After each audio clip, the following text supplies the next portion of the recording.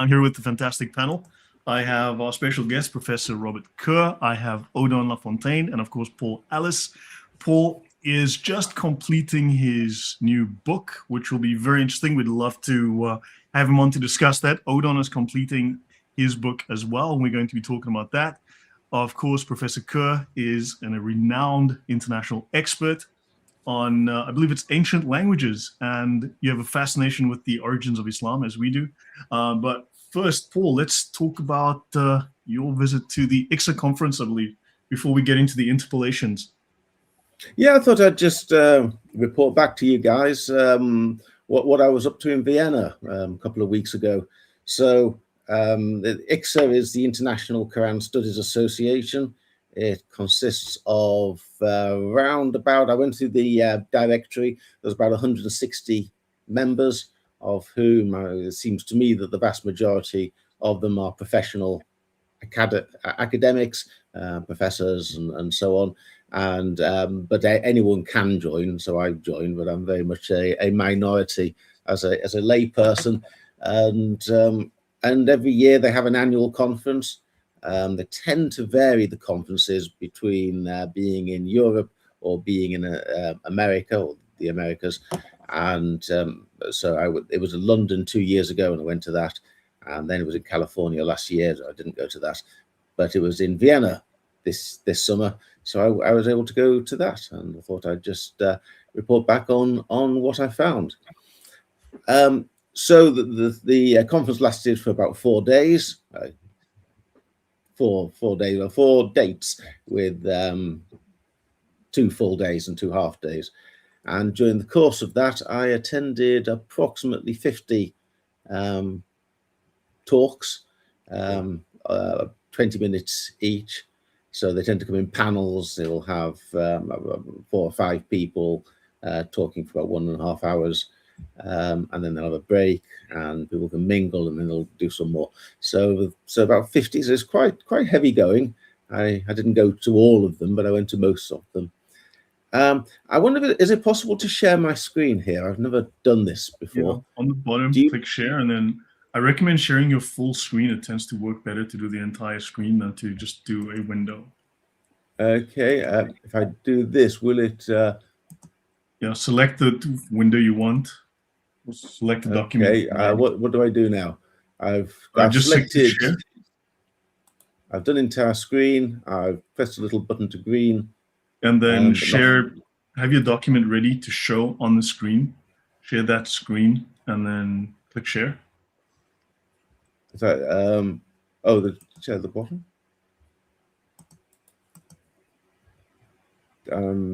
Never works for me. I can't see what I meant to be sharing. Share the bit where it says share is grayed out. You have to select which screen. Click on the screen, the icon of the screen that you want. It'll say screen 1, screen 2, screen 3, whatever. Click that icon, and then the button will light up in white. Share. So select you'll have the. Okay, I think so. Okay, are you seeing this? There we go. You should be seeing a schedule of the presentations. There it is. You see this? Yep. Yeah, we're all seeing it.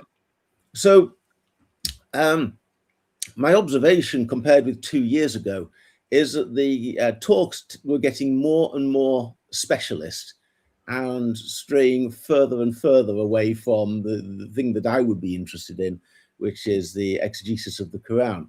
So there were something like 80 odd talks here, but if I just go through the first 2 or 3, beyond inimitability, ijaz, the Quranic challenge and the ontology of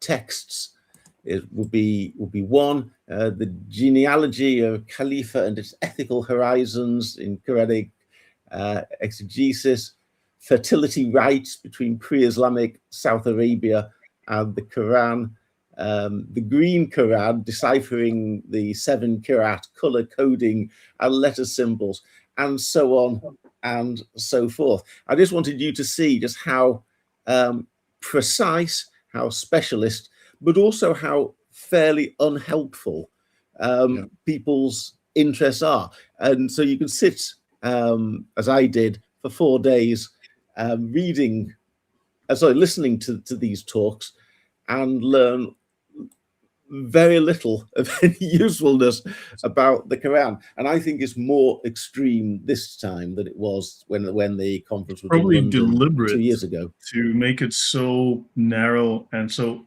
unuseful that people just tune out. And it's a lot of Muslims presenting on this.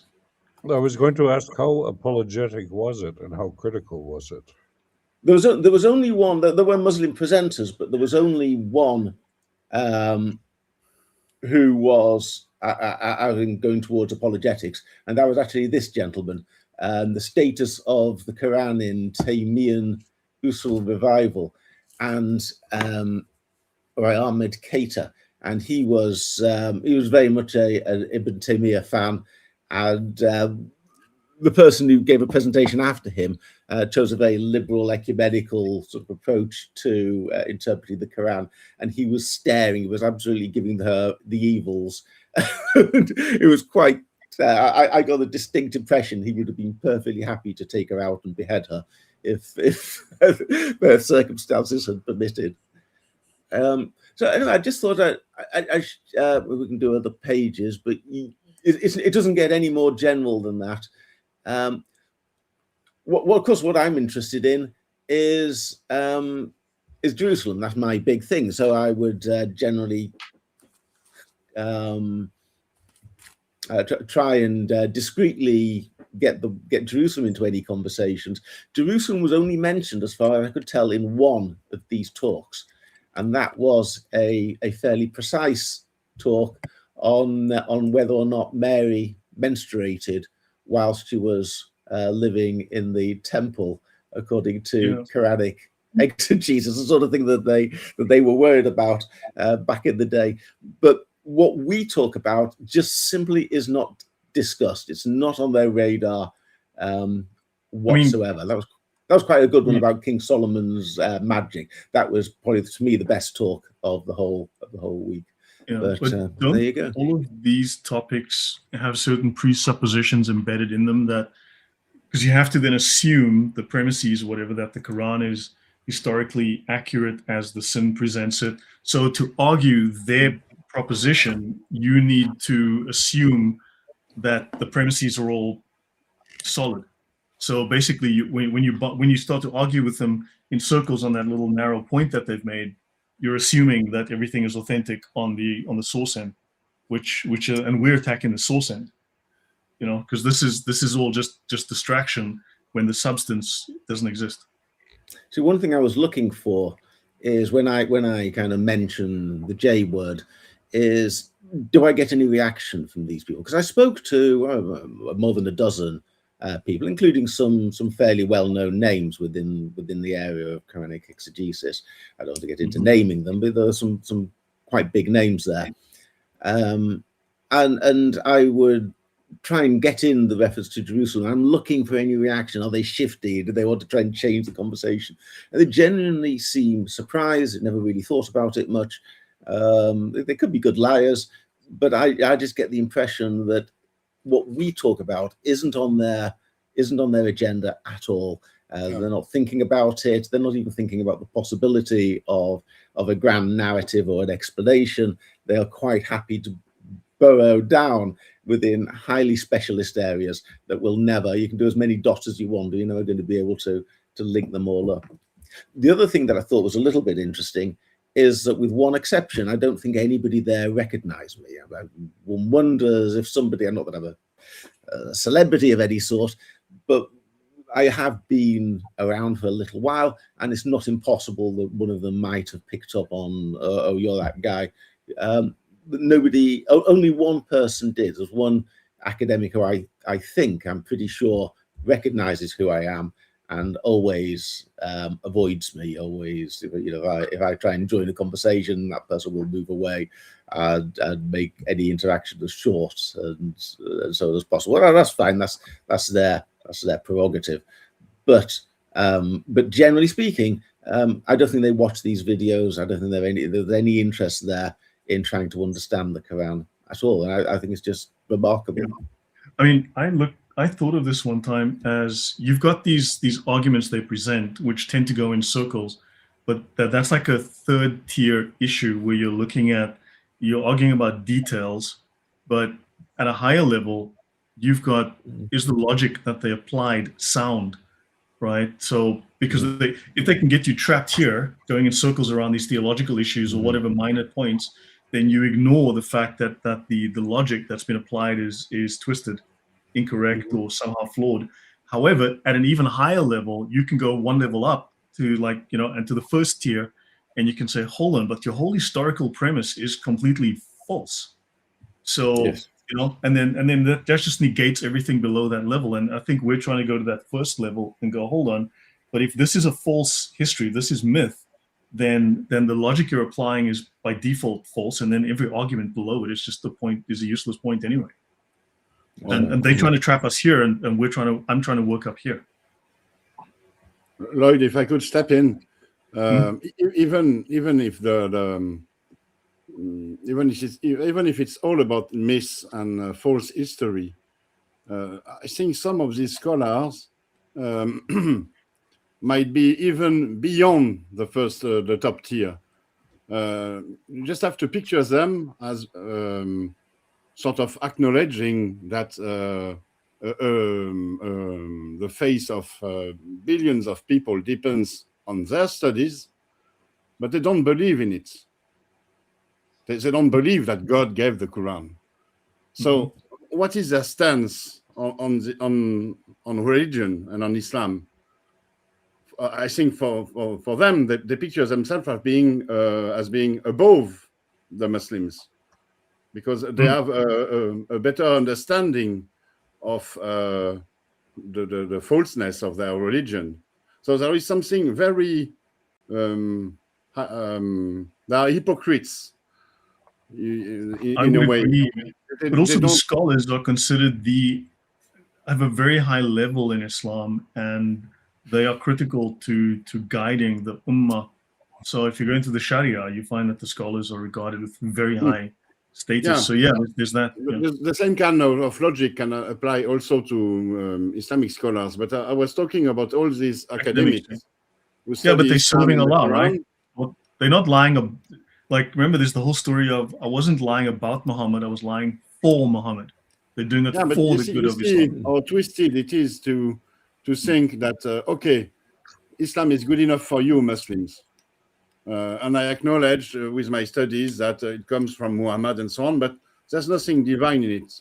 I know it, but you are not good enough to share in my philosophical views or my own religious views. You see, there is something. There is a lot of scorn. Or it's really an attitude that despises Muslims, I think. Yes, there's a very strange sense about the place. If you're talking about something really refined and detailed, then you can have some kind of level of conversation.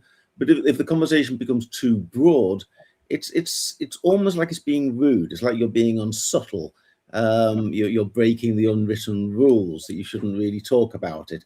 I'm not sure I would say they're hypocrites and they're secretive, but it's an unwritten rule that they're not interested in any kind of meta narrative or thorough explanation.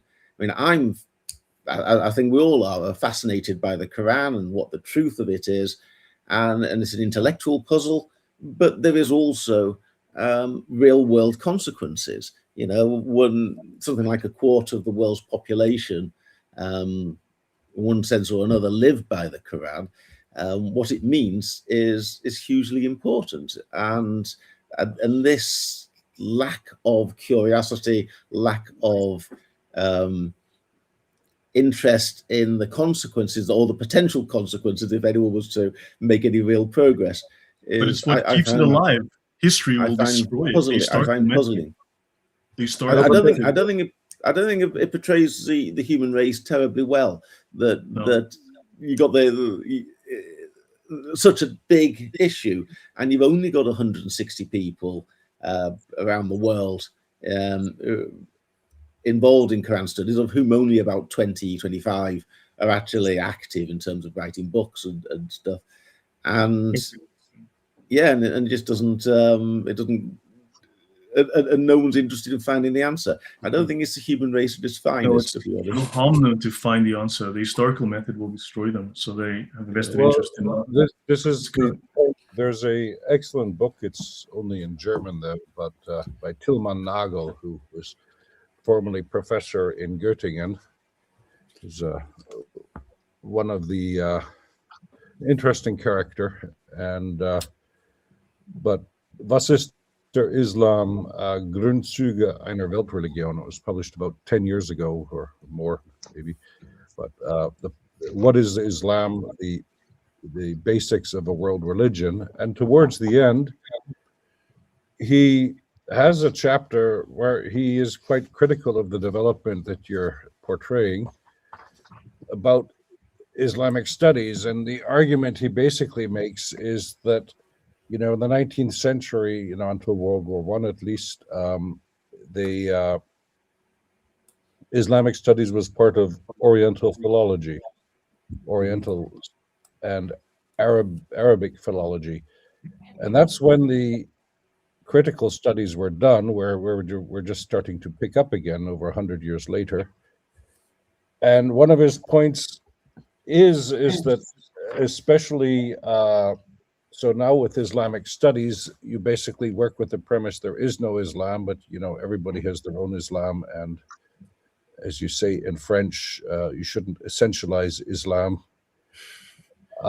and what have you. So as Odon said, to some extent, you basically take the basic narrative for granted, and it is a huge problem because, for example, if you look at biblical studies, so the Talmud is an important book and people should read it.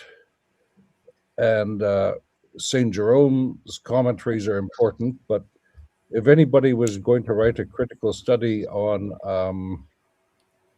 I don't know, the date of the composition of the book of Exodus or something, nobody would base themselves on the Talmud, whatever its many merits are, and nobody would base themselves on St. Jerome's analysis. And in Islamic studies, it seems perfectly acceptable to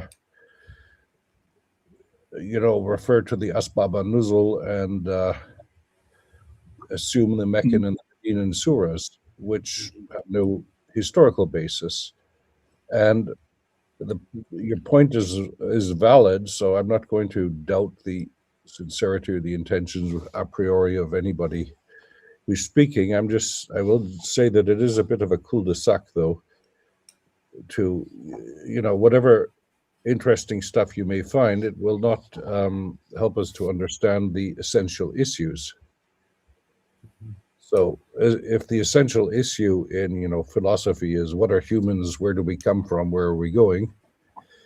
Well, then the essential issue in biblical studies is where does the Bible come from? And in Quranic studies, it should be where does the Quran come from and how was it composed?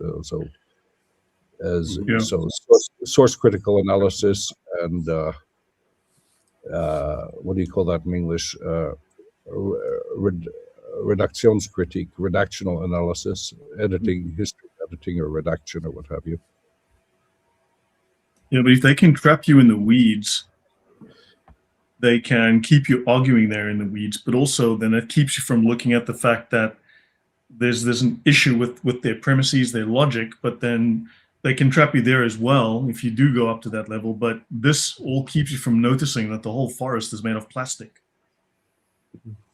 Oh, yeah. The trees are real, But this is also a general trend, because if I remember correctly, the ICSA was founded around, I was actually a member back then, 2013 or something, 2012, if I remember correctly. And it came from the Society of Biblical Literature. It was an offshoot of that, if I remember correctly. But even if you look at the Society of Biblical Literature, it used to be interesting. You could do philological studies there, and now you have to do post-gender decolonial readings of, the French would love it, with Michel Foucault and Derrida, a Derridian analysis of the Book of Ruth or something. I don't know. Well, for the benefit of the audience, I can come out as lesbian. I only sleep with women. So, we'll...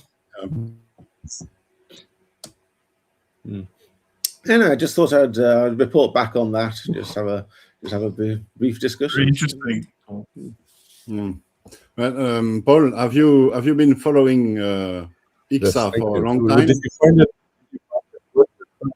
I joined ICSA before the London conference, which was 2 years ago. Okay. I've been there. I've been a member for 2 years, I guess. You do get access to their journals and articles, which is sometimes good. You can sometimes get your useful And stuff did you come across some interesting articles? Yeah. They do have some. They do have some quite good ones, and I download them all. So if anyone wants any articles from the journal of ICSA, I can pass those on. Okay. But look, all of this is an attempt to avoid the historical method of proper, solid historical critique, because that starts to shatter their foundations. And then any premise that derives from that is then null and void or inherently suspect. Well, this is part of the problem. And, when Hawting was president, and I think he was one of the first presidents, and then Gabriel Said Reynolds was president, then it seemed to be there was at least some element of historical critical studies involved, but it seems to have gotten less, is my general impression. But Hey guys, sorry I'm late. Made it. This is good. So yes, a comment on what Paul, I guess, actually walked in, so I'm still trying to catch up. But what Paul said, I totally agree with the lack of enthusiasm from people to explore Islam when it is so important. I mean, if now we found something different about the story of Julius Caesar, we would go change the history books and no one would care. We would just start telling the story. But in the case of Islam, it really affects everything revolves around Muhammad, what he did, what he said, and people don't seem to really be very interested about saying, hey, hang on a minute, we need to see if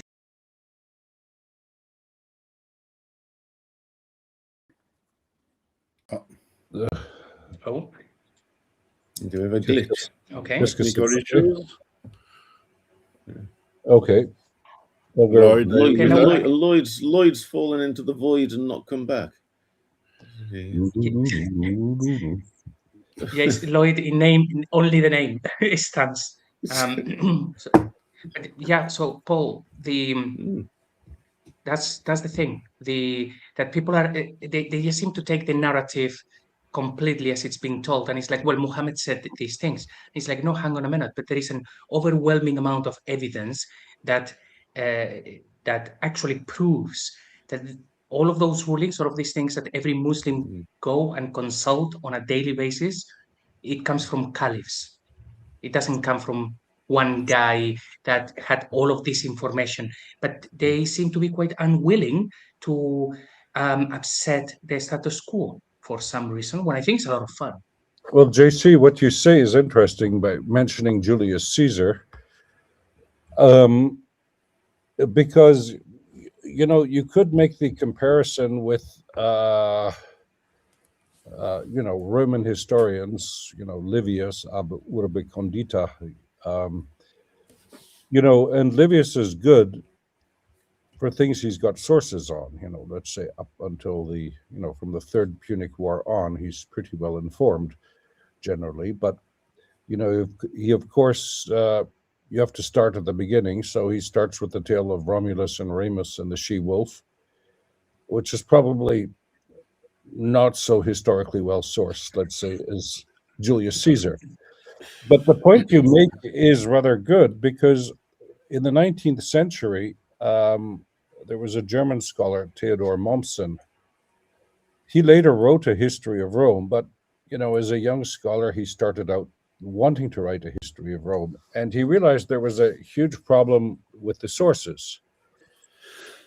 So what is the first thing he did? He went and systematized the Roman coins, and he found that there were apocryphal emperors, emperors who, according to the traditions,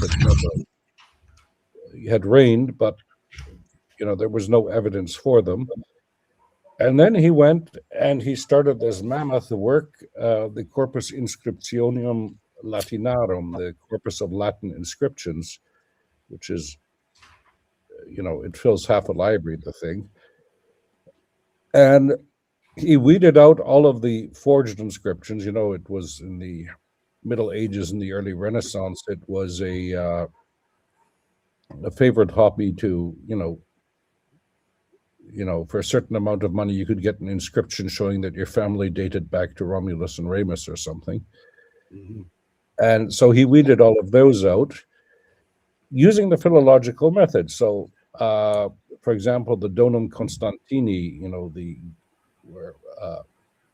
the document that purports that Constantine, the emperor, gave Rome to the church, he showed, based on the philological method, it's a medieval forgery.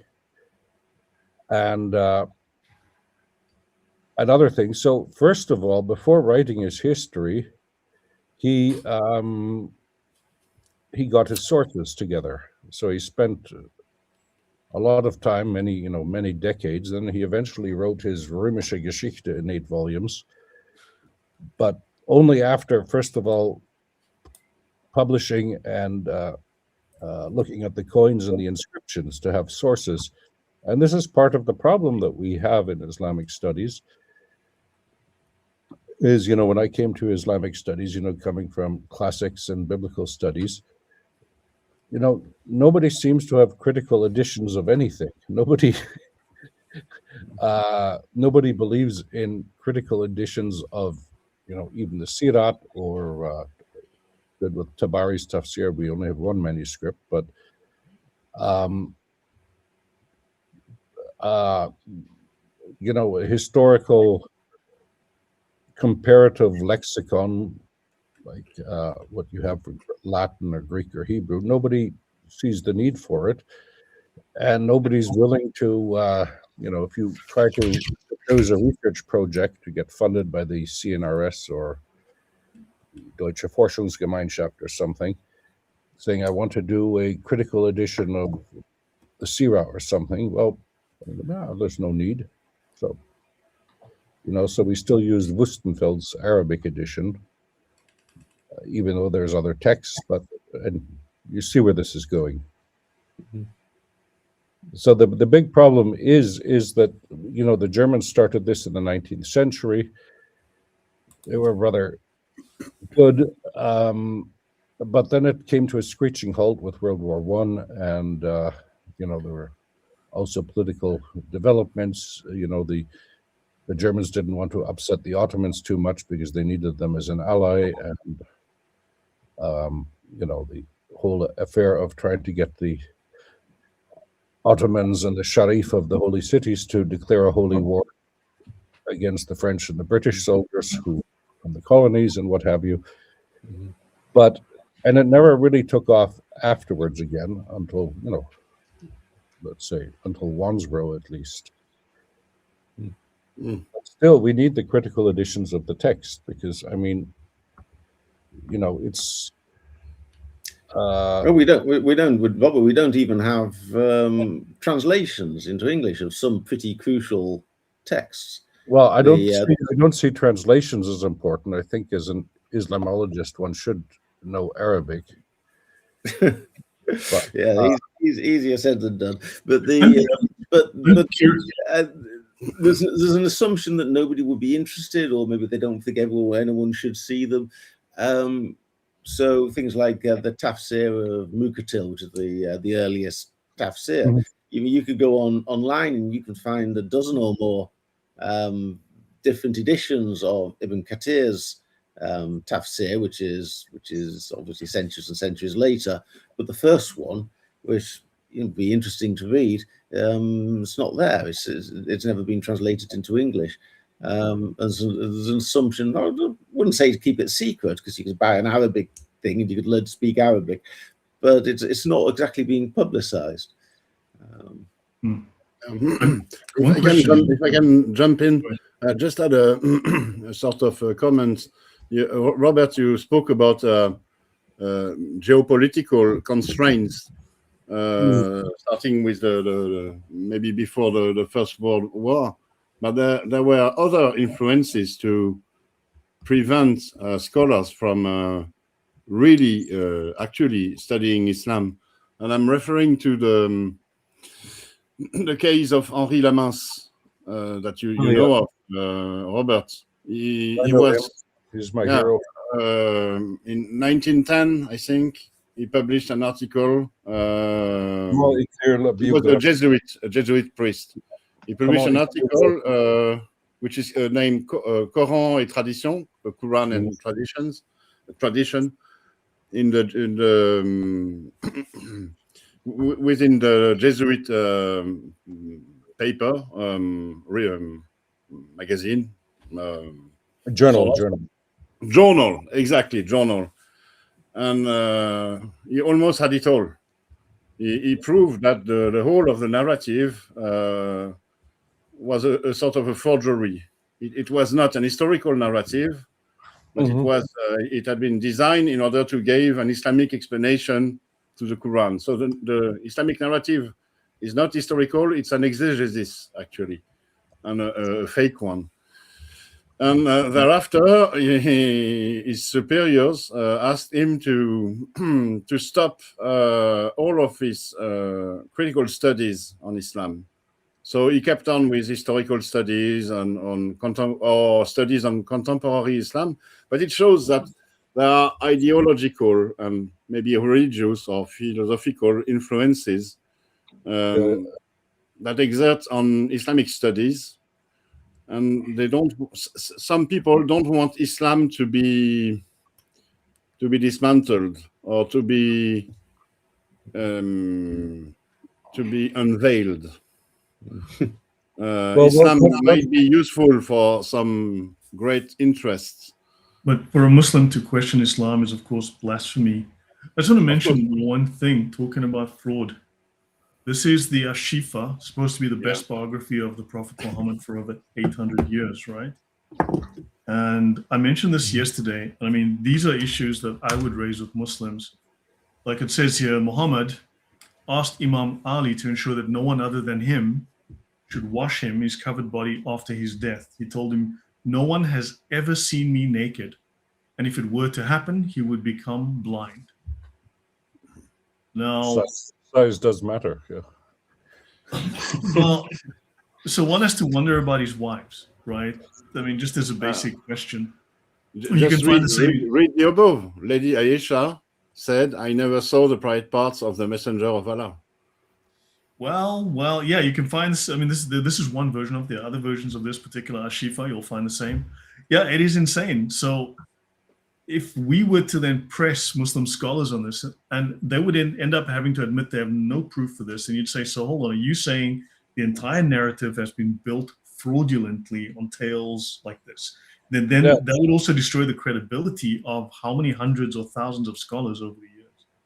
Well, you have in Brussels, you have the Bollandiste, which is a Catholic organization, and they have an amazing library, and if you can't find a book anywhere, you go there. And but why were the Bollandiste come to be? And it was a bit in the tradition, but much before, of Henri Lamasse, Coran et Tradition, comment fut écrit la biographie de Mohammed. How was the Quran and tradition, how was the biography of Muhammad composed? But what they did is they looked into the saints' lives, critical studies and see, which saints are actually saints, which ones actually lived, and which ones were invented, and which hagiographies of saints can claim some degree of authenticity, and which are, how should we say, largely works of fiction. And these critical studies, and as Odon rightly pointed out, Henri Lamens, but he wasn't the only one, was silenced by the church. And you even have this in the encyclica of Pope Francois, the Evangelium Gaudi, where he says he wants a dialogue with true Islam. I didn't read it in English, but it's what he said was translates into true Islam. I think it's about paragraph 258, which is nonviolent. So what is interesting here is that it's now apparently the Pope that decides what true Islam is. That would sort of like be asking, as Remy Bragg pointed out, asking the Dalai Lama to point out what true Christianity is. Right. So we have these incongruencies. And all of this points to what Lloyd would say an upper tier ideologies that are beyond the church, beyond the scholars, that would claim that every philosophical view, every religion is equivalent. They are all the same. They are non-violent. That's a heresy. But it's heresy within the church. But still, it exists, and this is a kind of views that that controls. Like, for example, the scholars you listened to, Paul, when you went at this ICSA conference, and what's really, I would say, evil or really wrong with this is that it's not said openly. This kind of ideology is not written. There are no there are no people that put forth this kind of thought. It's sort of a hidden sort of. With ICSA, I kind of have the impression it's a bit like the story of the Emperor's New Clothes, and Paul was the little boy. Well, not on this occasion. The little boy is still marshalling his arguments. But yes, at some stage, the truth will out, and people are going to. Well, all these people. I can give a. I won't mention any names, but oh, okay, good, yeah, okay, fair enough. That I have a friend who has he's now retired and has a good pension, so he has a lot of time and on his hands, and he signed up for a paper at ICSA, but they politely never responded to his submission. And I gave, we talked about his proposal, and I'd given them some suggestions. So maybe my bad reputation preceded me. Mm-hmm. But so it seems that to a certain extent that critical scholars are not too welcome. But this is how you keep something alive, and you talk about all kinds of other things, and you don't get to the essential, and I think the point is well taken, because what is the Quran? That is the question that we have to ask ourselves.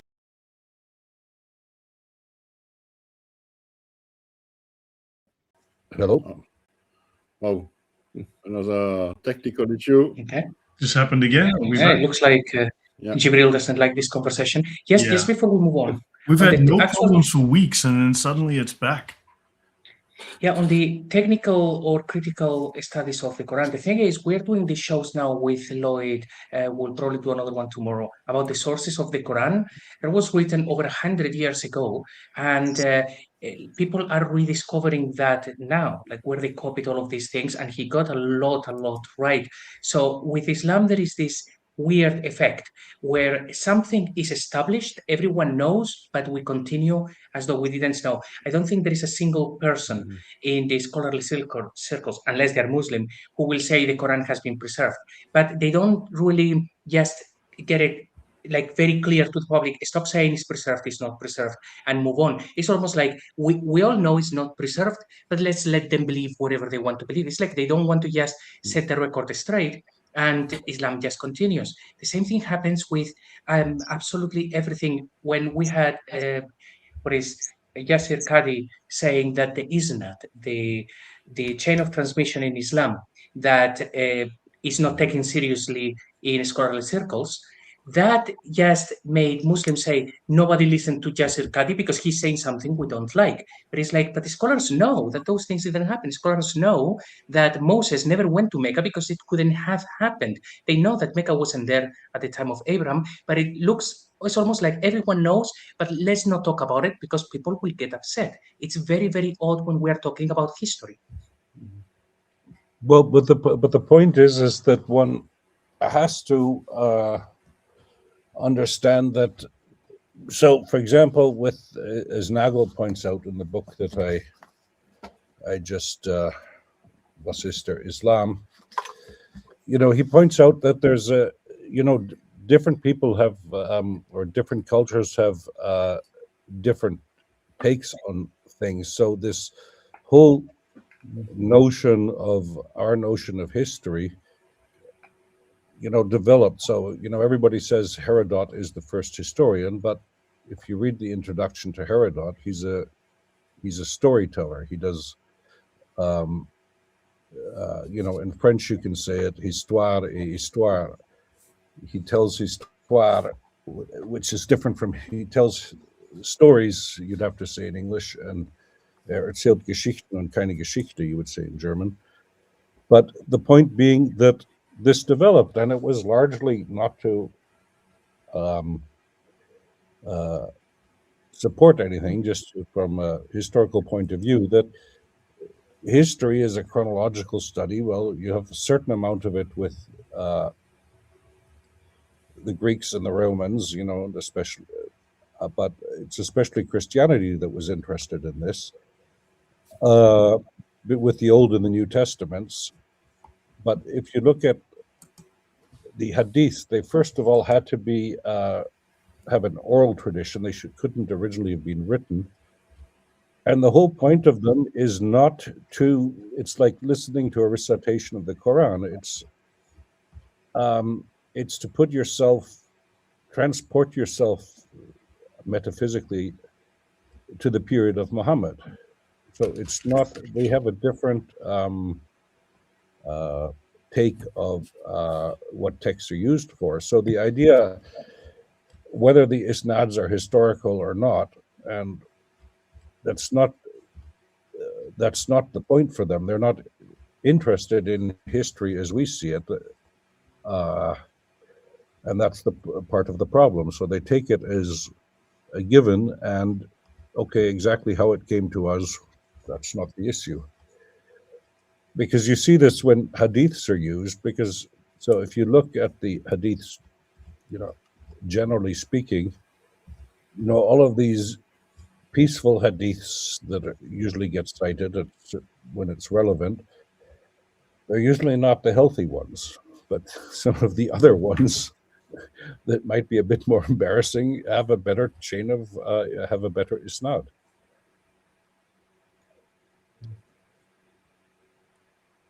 Just on this point, someone sent me this recently. Friend of mine, South African Debbie, based in the US. Number of manuscripts for ancient works, and the Bible is the single the best attested ancient work in history. And no one questions the authenticity of the Iliad, which has, what, 5 copies? 6? I don't know what it is. I mean, no, okay, 1900. No, but which one has like 5 or 6 copies that no one questions? Pliny the Younger and Tacitus Annals, 36, but there was one for, how many copies are there of the Odyssey? One of the most famous ones and most influential ones is Tacitus's Germania, which had a huge influence all the way up to the Third Reich, which is interesting because, but there's only one copy there, and it's now in Italy. It was in Heidelberg, and it got kidnapped or booknapped or whatever you want to call it.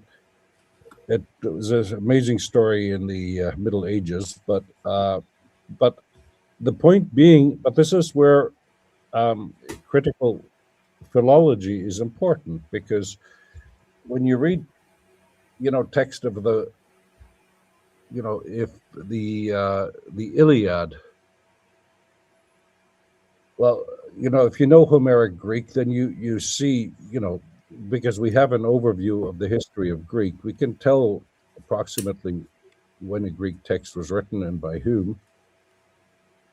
Well, not that I'm saying that Homer ever existed, but with the Iliad, the last 4 books are clearly apocryphal. It just gives the happy ending everybody wants, and nobody says they're authentic.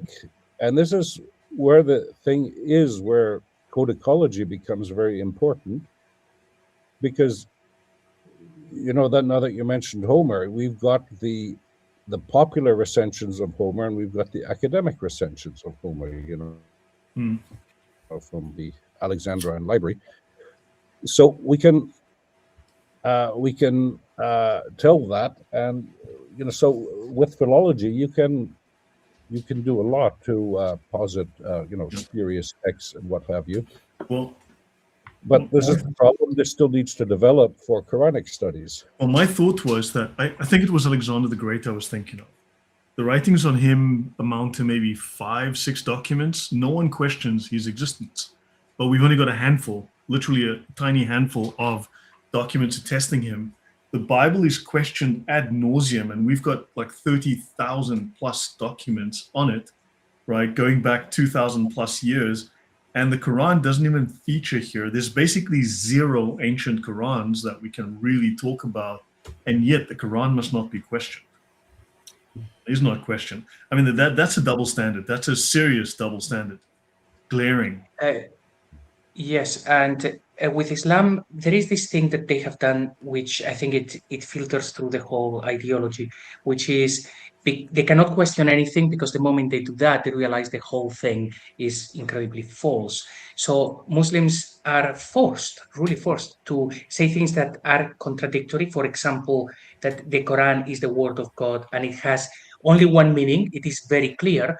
But then when you go to the interpretations of those verses, you will have people just writing stories about those verses. They don't know the meaning. So if they only saw that, they will see, okay, so it's supposed to be very clear word of Allah, but the scholars have no idea the meaning of the verse, therefore this is not from God. So they have to prevent them from first reading those things. And secondly, for those who do, they have to make them still be compliant to Islam and say, no, the consensus will be this one, so we ignore the others, despite of saying that everybody had multiple opinions. So they have to be forced not to explore and to accept, perhaps under threat or whatever it may be, in order for them to stay in it. It's really bizarre.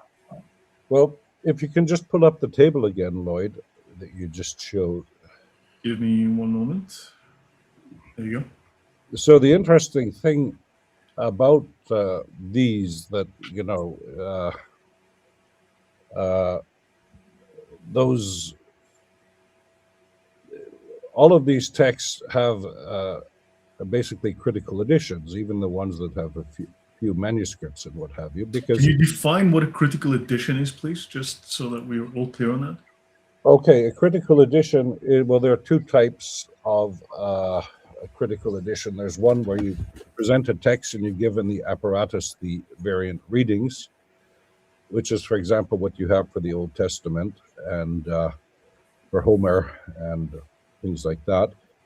And then you've got the that's the diplomatic edition, and then you have an eclectic edition, is, for example, what you have for the New Testament, where if you look at the Nestle Aland United Bible Society's critical edition of the New Testament, what's presented in the main text, maybe you can see if I can find a copy just to show what a critical edition is.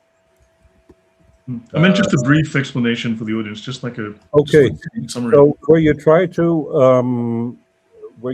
to present the text, what you think is the most original text. One second. The most authentic version of the source text based on a cumulative review of all the rest. So you think you're finding Yeah, 1 second. I'll just share a screen here. So how does that work? Partager. Voila. That's a page from the Biblia Hebraica, where you have the variant readings and footnotes at the bottom. And I'll just find the New Testament.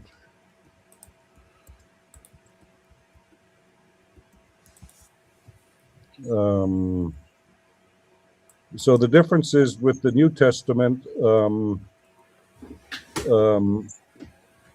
the text given in the main text is not necessarily a text that ever existed, but it's seen by the editors to be the closest to the original they can get, which may or may not be arbitrary. No, that's fine. Yeah, great. Good.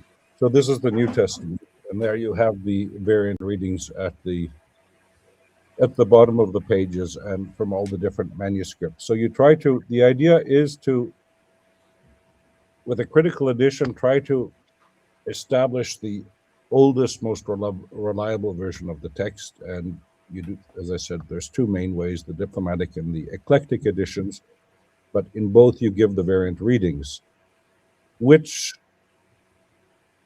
until now has never been done for the Quran. In how much this is based on what we have is hard to know, because we can't date the earliest manuscripts. So C14 doesn't work for fine dating of manuscripts. And we saw this, for example, with the Birmingham Codex about 10 years ago, which made this big hype.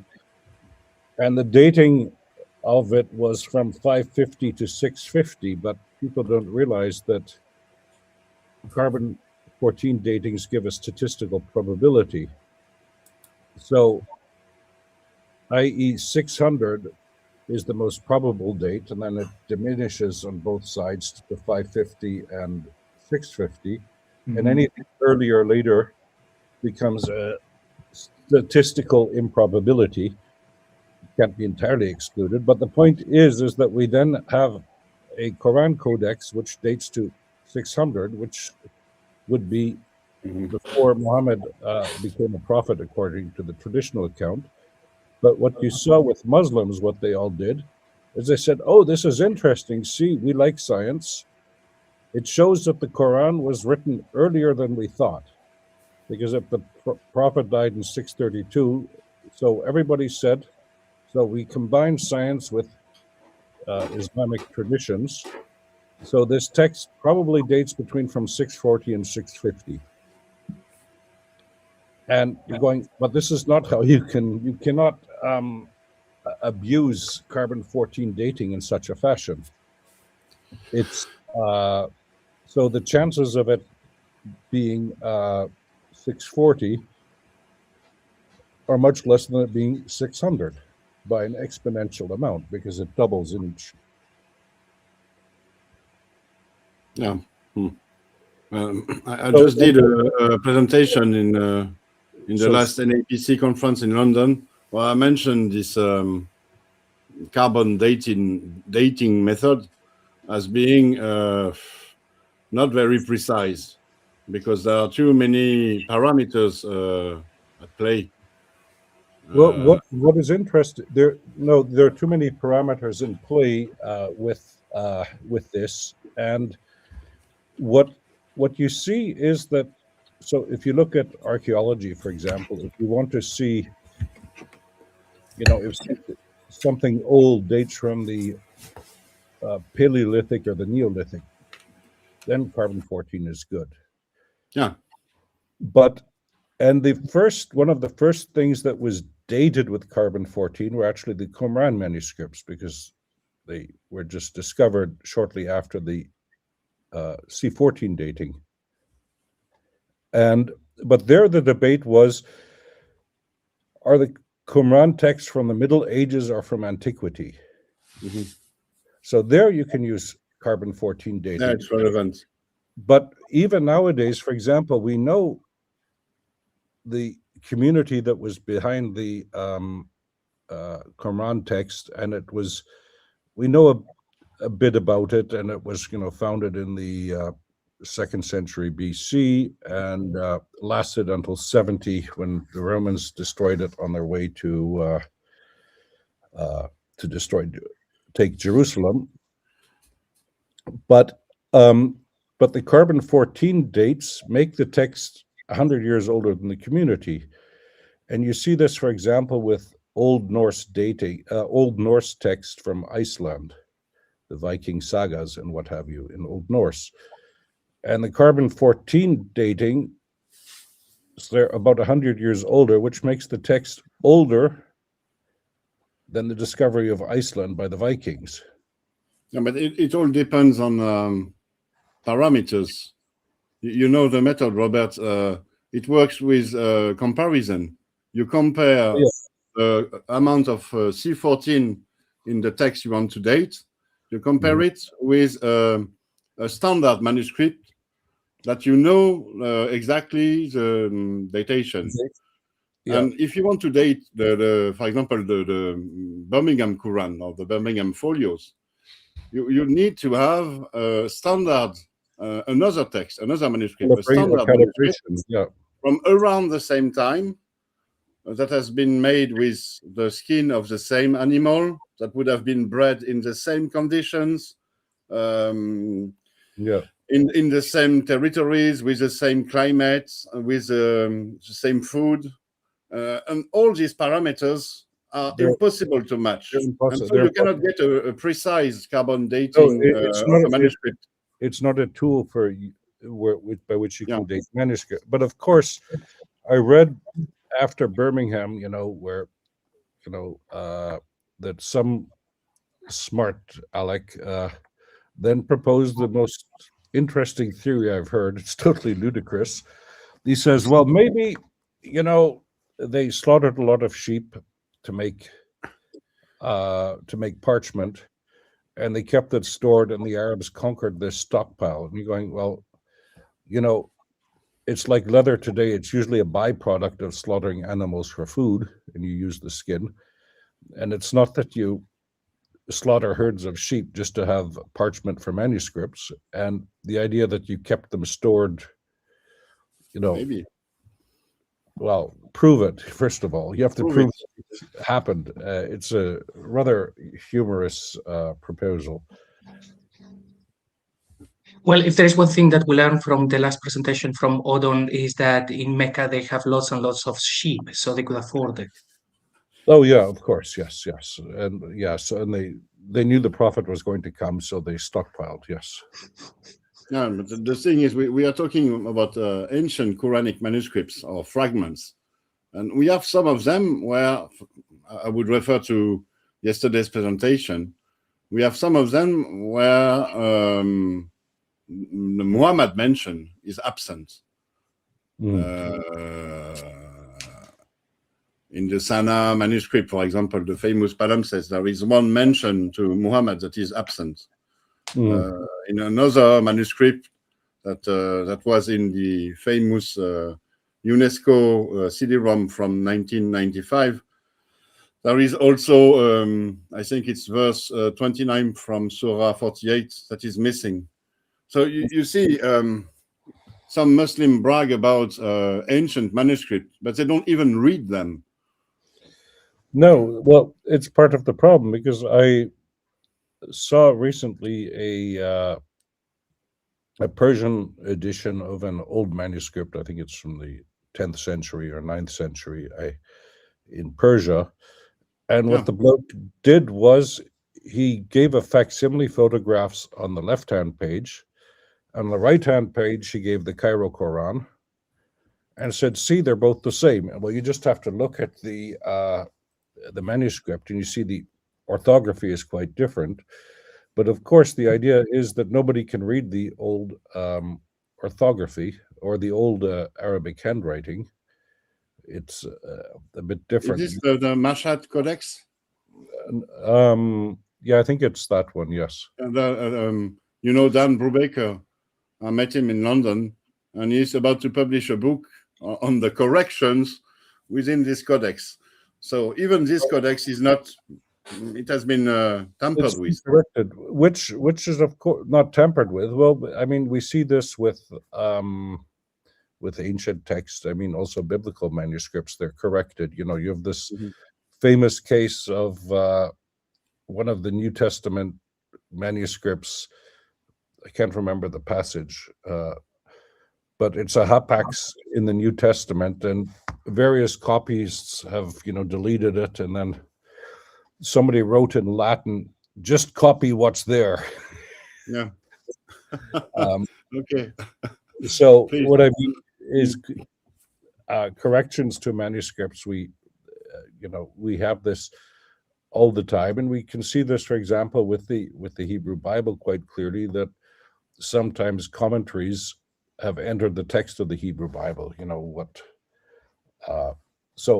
But the point is that you have to study these with, you know, the variant readings and take them seriously. And indeed, this is what's lacking in Quranic studies. You know, something, and it becomes a vicious circle, because we don't need that, and the fact that we don't need it proves that there's nothing to see, therefore that's why we don't need it, and the circle keeps turning. And this is the huge problem that we have. Yeah. So of course, the Quran text goes back to a point when the Quran would have been canonized.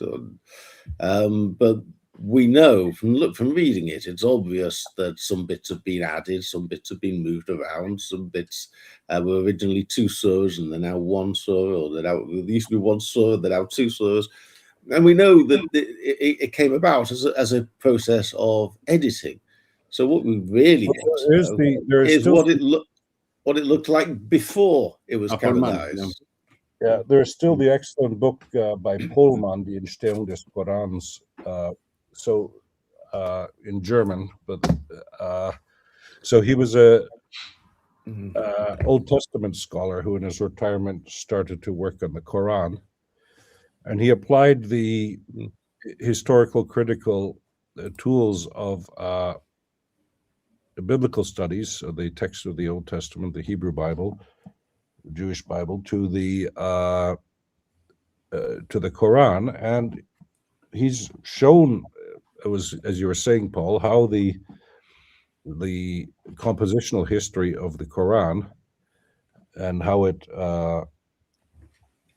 came about, and it's been clearly edited, and he proposes 4 or 5 stages, and the last 2 are Islamic. The Quran has been Islamified. And not to mention it wasn't even dotted. Yeah, well, there's actually a funny story about that in Tabari. Apparently, he says the Quran was originally written down with diacritics, but then they were removed so that everybody could read the Quran in their own dialect,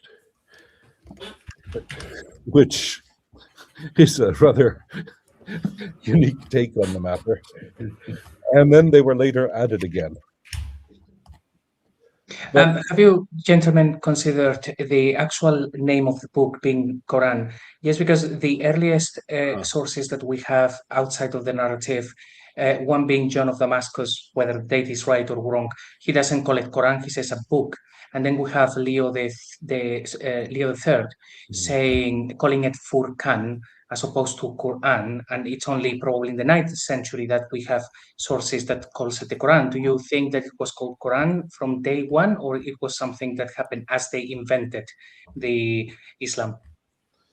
no, because it's clearly, I would say it's clearly something else that's referred to in the Quran. It's not the Quran. JC, you remember we had a presentation, the Quran is not the Quran, where I went through all mentions of the word Quran in the Quran. And if you look at all these mentions, you realize it's not about the Islamic Quran, it's about a lectionary, an Arabic lectionary. And so the invention of the name Quran for the Islamic book, it must have come at a later stage. At first, it was all about an Arabic lectionary, which is not the Islamic Quran, which was another book. And thereafter, when Islam was sort of processed or invented, they chose the name Quran to name the book, the holy book, because it is so often repeated within the text that it can make sense. It can make sense. Within the Quran, there are mentions of an Arabic lectionary that is presented as being a divine scripture, a sort of revelation, the first book that is given in Arabic to the Arabs. And it's quite easy to understand because a lectionary is a collection of excerpts from sacred scriptures. So in a sense, it's a divine revelation. But it's not the Islamic Quran, it's something else. Yes, that's that I would agree with that. So it's clearly Kiryana. We've discussed this, I think, when we discussed the Syriac word. It clearly comes from Kiryana in Syriac. Right. So for the benefit of the audience, so what you are saying is that if you took a time travel machine and you went back to, for example, the year 670, and you went to your local bookstore and you said, "Hey, can I have the Quran?" They would give you a completely different book. Yeah. Basically, they'd probably give you the Bible, I would say. You go to an Arab bookstore with Arabic books, and you ask for a Quran, and they might give you the Arabic lectionary. Mm-hmm. Correct. Or an Aramaic one, but so Quran becoming this book is part of the process that Professor Kerr mentioned a moment ago. One of the last stages when they are Islamizing the whole thing and they are creating their own meaning to things such as, well, that, the night journey and everything else, making it Islamic. Yeah, it's part of the same manipulation of key terms within the Quran. So Quran within the Quran became the Islamic book. Nasara became Christian. Safa and Marwa in Jerusalem became Safa and Marwa in Mecca, and so on. There is a big manipulation process that changed the meaning of the words within the Quran. And I think it seems quite likely to me that the surahs were originally circulating individually or possibly as part of smaller collections. So, for example, one of the commentators, Ower 8, points out that John of Damascus talked about 4 surahs, of which 3 of which we know, and 1 of which is the Camel of God, which we don't know, and he gives some information about it. it makes no sense that John of Damascus would have invented this. If he wants to criticize a religion, he wants to criticize the actual religion. He doesn't want to invent something that the guy didn't say, that isn't there. So there's very likely these surahs were circulating, and we don't have all of them. Also, it occurs to me that there's, in the Dome of the Rock, there's what looks like a verse from the Quran to the untrained eye that appears on both the outer ambulatory and also the inner ambulatory. But it's not found in the Quran. It's a compilation of two different parts of the Quran. I think it's parts of 64:1 and 57:2, and the two of them are put together, but they're put together twice, once on the outside and once on the inside. So it seems overwhelmingly likely that whoever made that inscription thought that that was what the verse was, and they're probably right. That probably was what the verse originally was, and then sooner or later, when Tabit was putting his Quran together out of bits of bone and palm stalks, the memories of men, he found these two excerpts and put them together in a different way. So having even if someone could persuade me that the Quran is perfectly preserved back from the time of its canonization, that's quite late. What I want to know is what it looked like before then, and that's going to be a heck of a task to try and unpick. Yeah, I agree. And you always have this, but you often also have this in the Islamic tradition with, for example, Abdullah ibn Sa'ad ibn Abi Sarih, where according to Al-Athir and Tabari, he determined that Muhammad had no idea what he was being revealed, or what he said he revealed, and that he changed the text, and that he said that the Quran was a fabrication and not a divine revelation. So he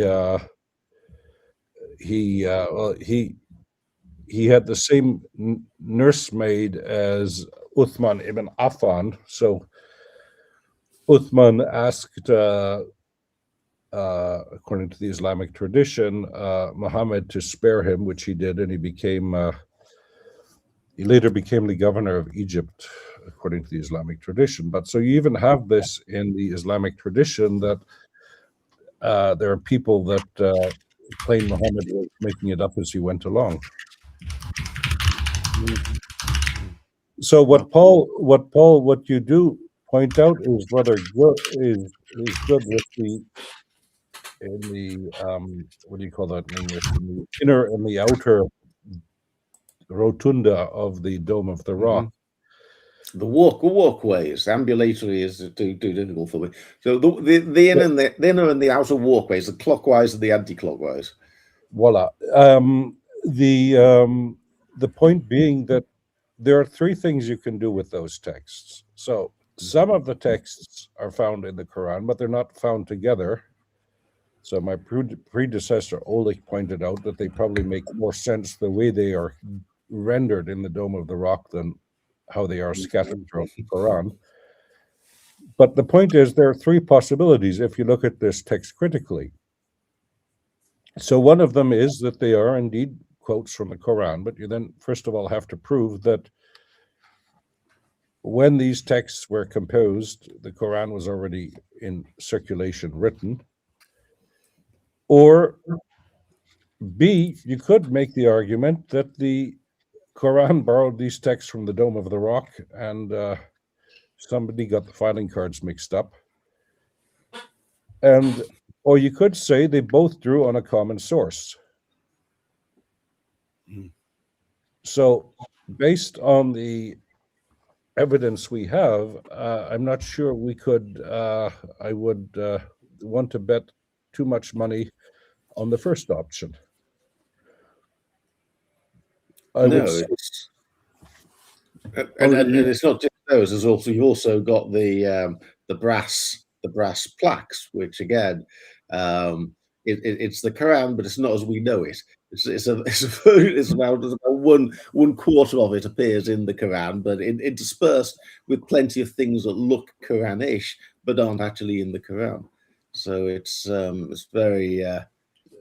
So I would say the point is, like with the old manuscripts, good, they're all fragments of Qurans, but I would still presume that they are Quran. So when you, in some way, shape, or form. So what you see in Sunnah is that some of the Sunnah manuscripts, they have a different sequence of surahs. So the surahs were set out, but I assume they to how much of the Quran we don't know, but basically there was a notion of the Quran, because otherwise you probably wouldn't copy the text. So when you find, just a fragment of the Gospel of John on papyrus, people assume that it belongs to the rest of there was a rest of the Gospel of John, and it is just not a logia of Christ floating around. So, in terms of the Gospel of John, I've been watching some very interesting new developments in that, and the date of the Gospel of John, I mean, obviously people try to make it that it was written in 3000 AD or something, and push the date out as far. Yeah, I'm exaggerating, but anyway, it was pushed out to 120, 150, depending who you asked. I mean, obviously they wanted to have it written in 1953, right? But it now seems that it legitimately could well have been written in about 68, 66, 67. So there's legitimate reason to think it was written in the mid-60s. Way before Lloyd.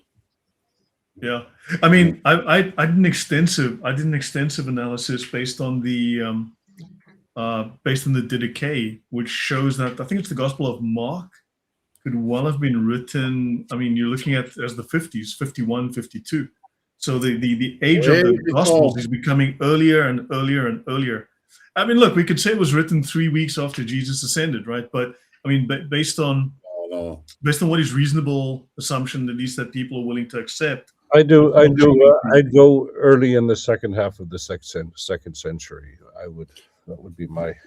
Yeah, but no, I've seen some very good reasons. First century, I mean, just for John not later than the 60s, mid to late 60s, prior to the destruction of the temple. So John prior. Lloyd, if you read the book of Acts, you see Peter and John standing trial before the Sanhedrin, the council of the elders, the Jewish elders. And so John is already giving his testimony, not that far from 3 weeks after Jesus' crucifixion. So parts of his testimony were already there in the very, very first time of early Christianity. But nobody's going to doubt that. But to have a fully fledged composed gospel, let's just say, I don't think we should hair split dates, but I think the Serious Communis Opinio would put them in the early second half. Yeah, I mean, so we've gone from 190 to 120. We've dropped 30 years at least to 65. I would go for 47, Robert. 47. I mean, John, like all the Gospels, anticipates the destruction of the temple. Yeah. So it's possible that if there might be a religious interpretation that you think, oh well, Jesus actually prophesied the destruction of the temple, and that's how they wrote it. You could say, well, he kind of, a bit like Proto Isaiah, he kind of sensed it was coming and tried to get ahead of the game. Yeah. But to me, it seems more likely that all these Gospels were written after the destruction of the temple. It's a bit ambitious to start writing it down before it's happened. Instead of arguing about dates, one might just merely point out that, at least with the Gospels, we've got something to debate about. For example, the destruction of the temple, which I think is a valid indicator. So all of Bultmann's learned scholarship, but I think he missed the boat with his Gnosticism. I don't think he was trying to be sincere. But my point was that the Gospel I'm not moving earlier, there, whereas the Quran is moving later. The more you investigate the Quran, the later it gets. The more you investigate the Gospels, the earlier they get. Yeah, of course, some parts of the Gospels might be early, and then they were added to. And so the question is, when did they canonize it? When did it become? Canonize is a confusing term there, but when was the Gospel finished? But the when the Gospel was finished isn't necessarily when it was started. Some parts of it may well be very old. Yeah. But so the and one of the important things to remember also with the table you showed earlier, Lloyd, is that, for example, we know with classical texts, there are some people that say, yeah, but the oldest letters of Cicero, they're only preserved in a 15th century manuscript or something. Therefore, how do we know that some crazy monk didn't write that? Well, this is where philology comes into play, because we know how monks in the Middle Ages tried to write Latin. It usually wasn't very successful. My Latin teacher would have lynched us if we'd written like that. So you can date texts, so if somebody tries to imitate Shakespearean English, you see they're pretending. And we have these famous cases of forgery, and not forgery might be too big a word, but from ancient Egypt and also from Mesopotamia. So one is from the time of Nabonidus, who we know had an archaeological interest and said in one of his texts that he dug up texts from before the flood. Good, but it floods all the time in Mesopotamia, so that might not be so dramatic.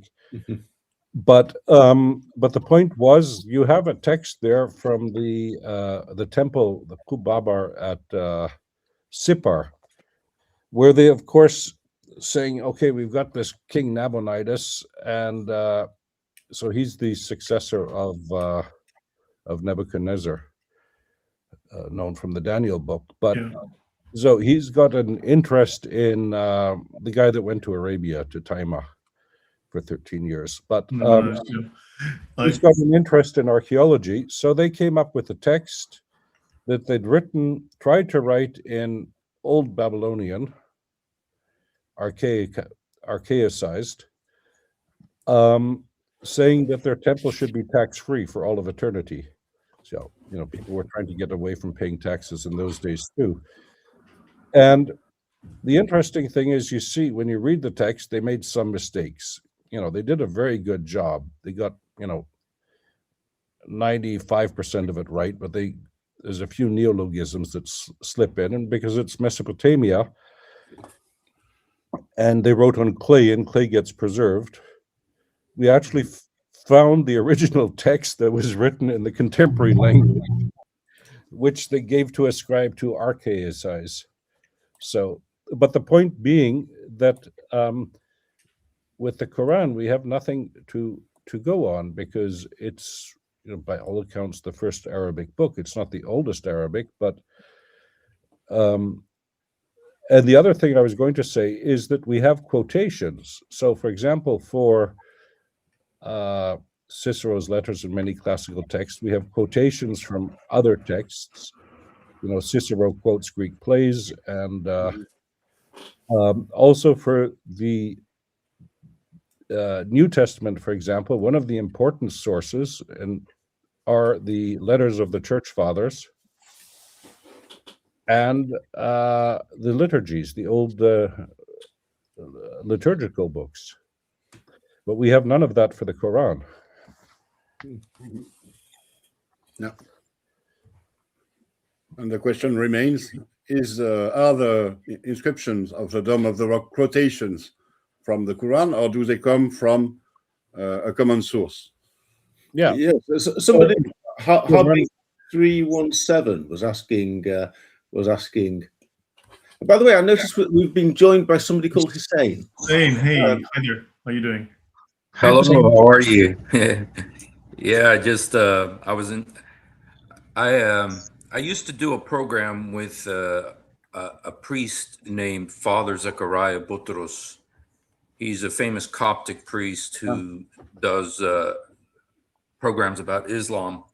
And one of the programs that I was really intrigued with was about the alleged magic donkey ride from Mecca to Jerusalem, and where Muhammad went to alleged Al-Aqsa Mosque. And of course, what they were saying is that Al-Aqsa, there was an Al-Aqsa Mosque in a city called Jordana, very close to Mecca, that Muhammad often frequented. So it wasn't Al-Aqsa Jerusalem, but Al-Aqsa in Arabia there. But one of the things that it was a huge topic that covered several weeks. But one of the things that I found interesting, and it kind of piqued my interest when what Paul was saying was about, first of all, there was no Al-Aqsa or Dome of the Rock at the time of Muhammad's alleged donkey ride, the magic donkey ride. That the Al-Aqsa Mosque was built by Abd al-Malik, like in 90, around 690, whereas Muhammad died, 630. And so they were saying there that Abd al-Malik was actually trying, because there was a competition between him and the caliph in Mecca, who I believe was Zubair. His name is Abdullah Zubair. I believe that I may have that wrong, and so in order to get Muslims focused on Jerusalem as a potential pilgrimage site in place of Mecca, he built the Dome of the Rock to attract the Muslims, to get them to start doing pilgrimage in Jerusalem instead of Mecca. And and that also, with that, there's the element of wanting to have a religion he was Umayyad, I believe, and wanting to have a religion that would unite the Arabs. And so I just was interested if you heard stuff like that, if you what your thought is about that. Well, I think if you look at it with the source critical studies, so how much firsthand stuff do we have of the Umayyads by the Umayyads? So most of it comes later. I mean, so one of the criticisms, so they're Abbasids, and Abbasids, of course, they have to legitimize their rule. And they do that by usually not saying too nice things about the Umayyads. And one of the criticisms of against Abdul Malik is for building the Dome of the Rock, because it would detract pilgrims away from Mecca. And I think this is one of the reasons why we have this embellished story about Ibn Zubayr taking Mecca, to give a reason why the Dome of the Rock was built, which was, of course, because this creates also problems. It means, so how long was Mecca occupied by Ibn Zubayr? Not that long, but so all of a sudden he says we need a speed building program to build this thing. It has to be done in 2 weeks. Well, exaggerating, but you get the impression. So I think, yeah, and we discussed the Burak thing a couple of things ago. You find it in the Talmud in Sanhedrin 98a with it's Burak is just the Middle Persian word for horse. which was interpreted later as the name of the horse, because it's in the Aramaic of the Talmuds, it's Susa Baraka. And yeah, I don't know if you want to pull that up again, Lloyd. Yeah, curious thing about that as well, I find it, is that you would expect that any story would have the important details of what happened during the story. Yet in the verse that they used for the night journey, there is no mention of the Burak, which certainly would be mentioned in there. It would have the whole thing. If it had been known, and also if the ascent to heaven had been known, the Miraj or the Isra, well, the Miraj, yeah. They would have probably have mentioned it, because it would have. But there is a book by a German scholar, Hartmann. One second, I can just. Sanhedrin 98A. By the way, guys, Hussein is a friend of Usama's. He's a friend of the channel. He's been on with me several times in the past, and he's very well known in the apologetic scene in the US. Iraqi, I believe, right, Hussein? Palestinian. There you go. Yeah. So, and he understands Islam, and he understands the apologetic scene very, very well. So. Okay, and it's 14. 14. Sorry. No, 98A 14. If you just. Oh, my bad. Sorry. Let me find that again. That went out.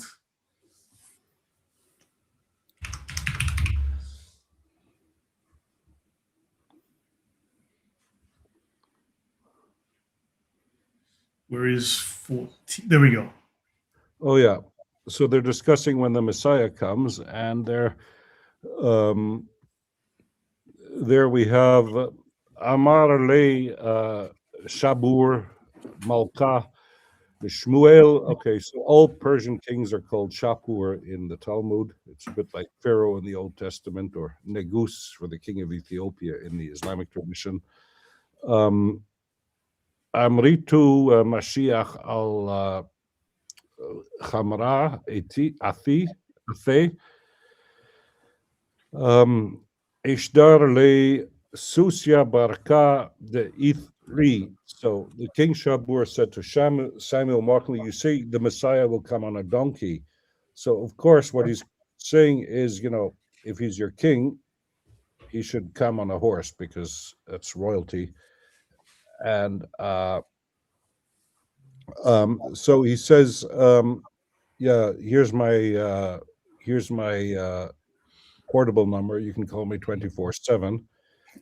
And when he comes, I'll give him a horse." And you see what they say, a riding horse, but you see in the beginning, the right hand of the second line, it says Susya Barka, and you find this often in the Talmud, that they throw in a Persian word just so that people see that that Shapur is actually talking Persian. And Barka is the Middle Persian word for horse, just, and this is where Burak comes from. Right. Mel's here. Mel, please join us. I've dropped the link in the chat. I will send it to you now if you'd like to jump in with us. I comment on Hussein's question about, or point about the story of Abdul Malik building the Dome of the Rock as a substitute shrine for Mecca. I don't think that makes any sense in the traditional narrative. In the way that the story is told, I don't think it makes any sense. The Umayyads had been fighting this war for something like 10 years by this stage, or a very long time, hadn't they? The Battle of Karbala was at 680, and it had been going on for a heck of a long time, this fighting this war.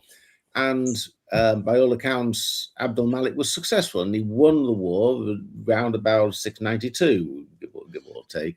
And so he was on the cusp of victory. I don't see why somebody who is fighting a war, wants to win a war, I don't see why he would divert his resources away from the war fighting to go and build a huge, obviously very expensive monument in Jerusalem that would advertise to everybody that he'd given up any hope of winning, and he then wanted to build a substitute shrine because he'd given up. He's never going to capture Mecca, because he actually did capture Mecca like the year before or something thereabouts. Well, then. If I could I ask you just a question? You know, the thing that really piqued my interest about what you said is about the actual inscriptions on the Dome of the Rock, the verses. You said 57 or 60.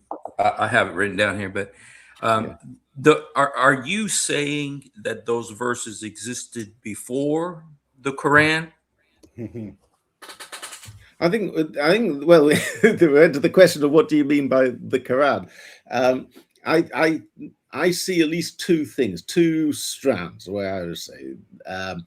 On the one hand, you've got the Umayyads, who don't seem to think much of Muhammad, the historical guy, but they do seem to buy into his religious message.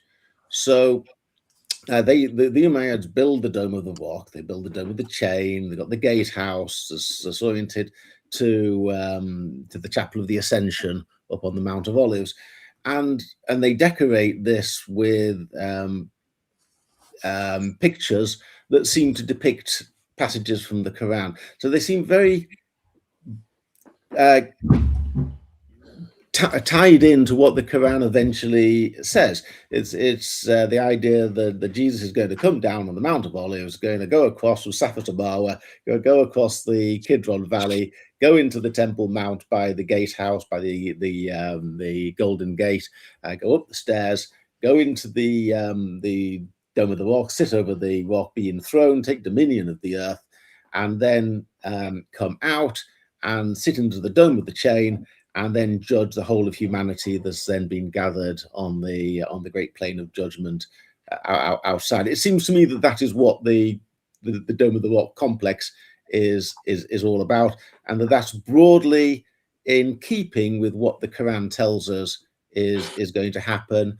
And they got rather nice touches. Some of the decorations inside the inner drum of the dome have got Sasanian crowns, which ties in with the idea of paradise as a Persian garden. I think so. I see this as being broadly in favor of the place that the Quran eventually ends up with.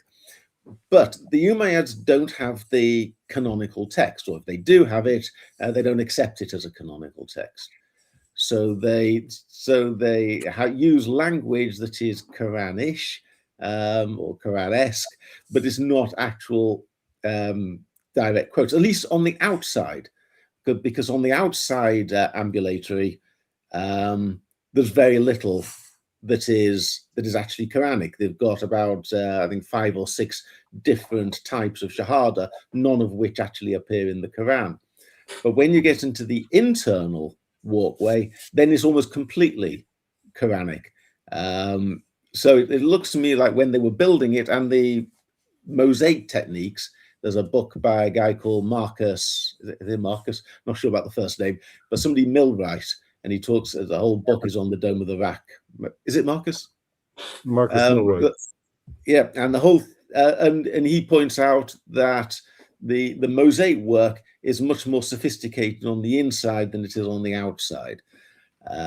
So on the outside, the text has a standard 5 tiles, whether it's horizontal or vertical line. It's always 5 tiles wide, whereas on the inside, it's more elegant because the horizontal line is just 3 lines, and then you save the 5 lines for the ones that are the lines that are more hard and more important to pick out. So, long story short, the outside verses which are not canonical, which are Quranish but not canonical, seem to be done when the style of mosaic making is rather rudimentary, and when they perfect it on the inside, it becomes more canonical. So my assumption is when they started building this thing, they were in tune with the Quran's message that the Messiah is going to come to Jerusalem, and you need to build, and you're going to judge everyone, is going to be enthroned, and is going to be linked to paradise. That's all there. But meanwhile, somewhere else, quite possibly in Yathrib, somebody is putting together the canonical Quran that we know today, and this wasn't available to the Umayyads. And the canonical Quran is the one that the legend of Muhammad, all these stories that are so easy to pick apart, many of them seem to be there to explain the text of the Quran. So whoever is making up these stories is creating an entirely false narrative based upon the text of the Quran. So the people who are true, the Umayyads who are true to its message, don't have the canonical text. The people who have the canonical text don't seem to recognize that Jerusalem plays any role at all. So that's in broad. Well, broad you could make the argument, and I would say that there's nothing to say that the inner and the outer text were necessarily written at the same time. But the problem there is that mosaic making was, since the 6th century, it had reached its flourish, at least. And what you could say that making mosaics with Arabic script was something new. That they initially had problems gauging that you could say, but the point being, I was going to say,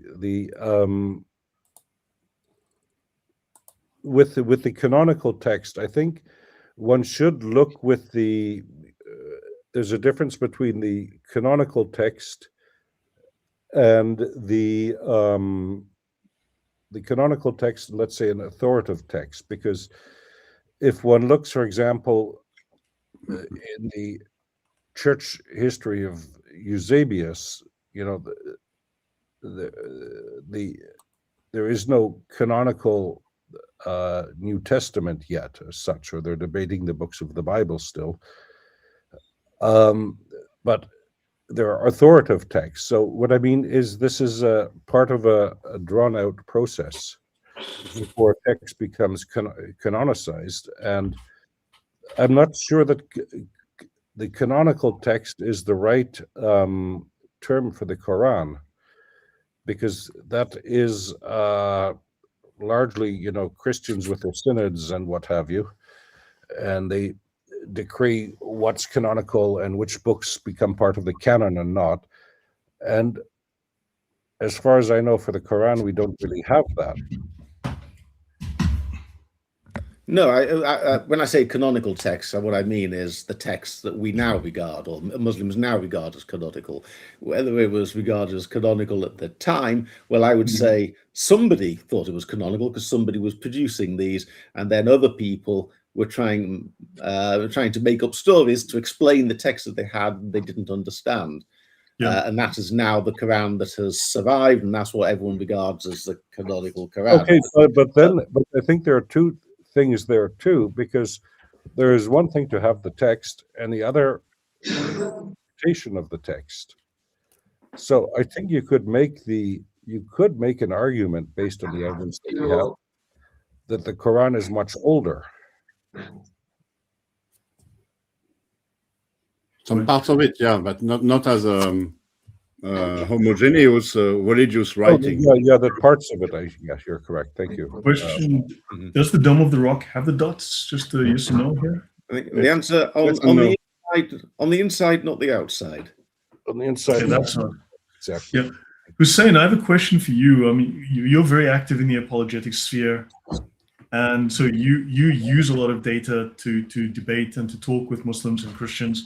So how is this information? I mean, we are doing some fairly cutting edge kind of debate discussion. Well, I would say more discussion and analysis, research, hypothesizing. How does this help you? And how do you think it helps the broader apologetics community?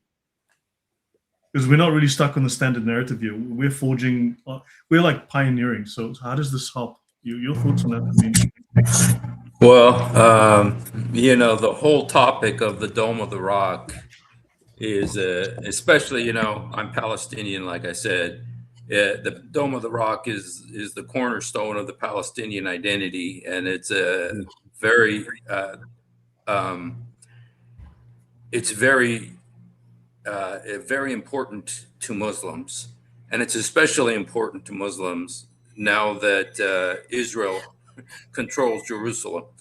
And so the whole topic of this is it's very important to Muslims, to know this and to know that Jerusalem, the fact that Jerusalem isn't mentioned in the Quran, the fact So this that would be so this would be another front on revealing the weaknesses and sort of showing that Islam is built on a falsehood. yeah, that, and a funny thing about Surah al-Isra, that's where the magic donkey ride supposedly happened. It's also called the Surah of the Israelites, and it's interesting that in Arabic the word Israel, it's very similar to Isra. It almost feels like they just dropped off the name of God, Eid, E-L at the end of it. So, but this is, and the fact that surah is all about Moses. It's not all about Moses, but it goes right into Israel. It goes right into to where they think that the servant isn't Muhammad, it is Moses. When it says asra bi abdihi, the one who went his servant to the Al-Aqsa, and so it is very relevant to the but I've even heard Muslim Arab from Al-Azhar University graduates saying Al-Aqsa is not in Jerusalem. Al-Aqsa is in Ja'rana, which is next to Mecca, and Muhammad went there many times. And there actually is a mosque called Al-Aqsa in Ja'rana, which is like 20 miles from Mecca. And where it's like the whole Jerusalem myth connection is a myth. It didn't really, but I was made to look, from what I understood, that Abdul Malik is the one who wanted to create this illusion in order to fortify his connection to to Islam, and to use a verse of the Quran that mentions Al-Aqsa as a legitimizing the Jerusalem connection. So, it is a very important, and seriously, I mean, it's for Muslims, this is all over the world, including Iran, including the Shiites, and the Jerusalem connection is so important, but it's so weak. It's so important. So we should do a presentation on this. Lloyd, if you would go back to Safaria, and if you open Exodus 24. Yeah. Give me one moment. So then we have reason then to get together, plan. I mean, especially with you guys, Odon, Robert, Paul, and even Hussein, and others, to talk about Al-Aqsa, then to basically prepare a presentation, look at the history, look at the Quran, and try to pick that apart. That might be very useful. Yeah. If you go up to texts at the top left. So exit top left, Exodus. No, Tanakh. You go to Tanakh. Tanakh. And then Exodus and 20. You go down to verse 4. Voila. Then click on the 4. Okay. First of all, it says no. It's 19, not 20. 19. It's verse 19. So go back one. Yeah. Sorry, How do I go? Just go back to the library, Safaria. Go click there. It's chapter 19. Eh? Yeah. Chapter 19, verse 4. There we go. Verse 4. Yeah. So you have seen what I did to the Egyptians, how I bore you on eagle's wings, and you brought me. Then you go to, you click more at the bottom right, more at the bottom right. And you go to Targum. And you go to Targum Jonathan on Exodus at the bottom, Targum Jonathan. You've seen what I've done to the Egyptians and how I bore you upon the clouds as upon eagle's wings from Pelushin to take you to the place of the sanctuary, there to solemnize the Pesach, and the same night brought you back to Pelusin. From thence have brought you nigh to receive the doctrine of my law. Wow, that's the donkey ride. That's the night journey. And the thing is, this explains, because this is during the Exodus of the Israelites, and Moses gets flown to Jerusalem apparently to celebrate Pesach. But the point being here is that if you look at Pelusin, that explains Al-Aqsa, because that is either the most easternmost town of Egypt or the most westernmost town of Israel. It's the furthest synagogue, either which way you look at it. It's at the in extremis. It's at the limits of whichever way you look at it. That's the night journey. Night journey here, and there, and when you add this to Surah Al-Isra, then it makes perfect sense why the rest of it concerns Moses, because this is a reference to this trip. Fantastic. Wow. That is amazing. That is really amazing. And I have a slight question on this, Robert. Isn't that journey going the wrong way? Because what you want is a journey from the Masjid al-Haram to the Masjid al-Aqsa, but what you've got there is a journey from the Masjid al-Aqsa to the Masjid al-Haram. You've got you're going to be it's going in the wrong direction, isn't it? Doesn't matter. They're borrowing the idea. I mean, they'll change it at will, right, as needed. No. What I mean is, it's the idea of the night journey, where it's exactly going from. Of course. But I heard that El Barak did not have internal GPS, and that's why it says that Jibril was holding his leash and leading him to Jerusalem. So there could be directionally challenged in the other direction. Yeah, if I may point out a couple of things on this, is when in the Quran we see lots of stories where a particular detail is actually wrong. It's almost like deliberately wrong. So it wouldn't surprise me if this is an Easter egg of the guy actually writing this to confuse the population, or rather to tell a Jew that this was copied from the wrong people. But also with the Masjid al-Haram and the Masjid al-Aqsa, that the two stories, the one being Jerusalem and the one being that is a place between Taif and Mecca. What I think happened is, we know that verse was about Moses, so absolutely nothing to do with Islam, absolutely nothing to do with anything really. The chances of a guy called Muhammad in Mecca going to a place called Masjid al-Aqsa that was right there, when we look at the verse and it's Moses, the chances are exactly zero. So what could have happened is people start making up stories of what is this thing. They're trying to make it about Muhammad.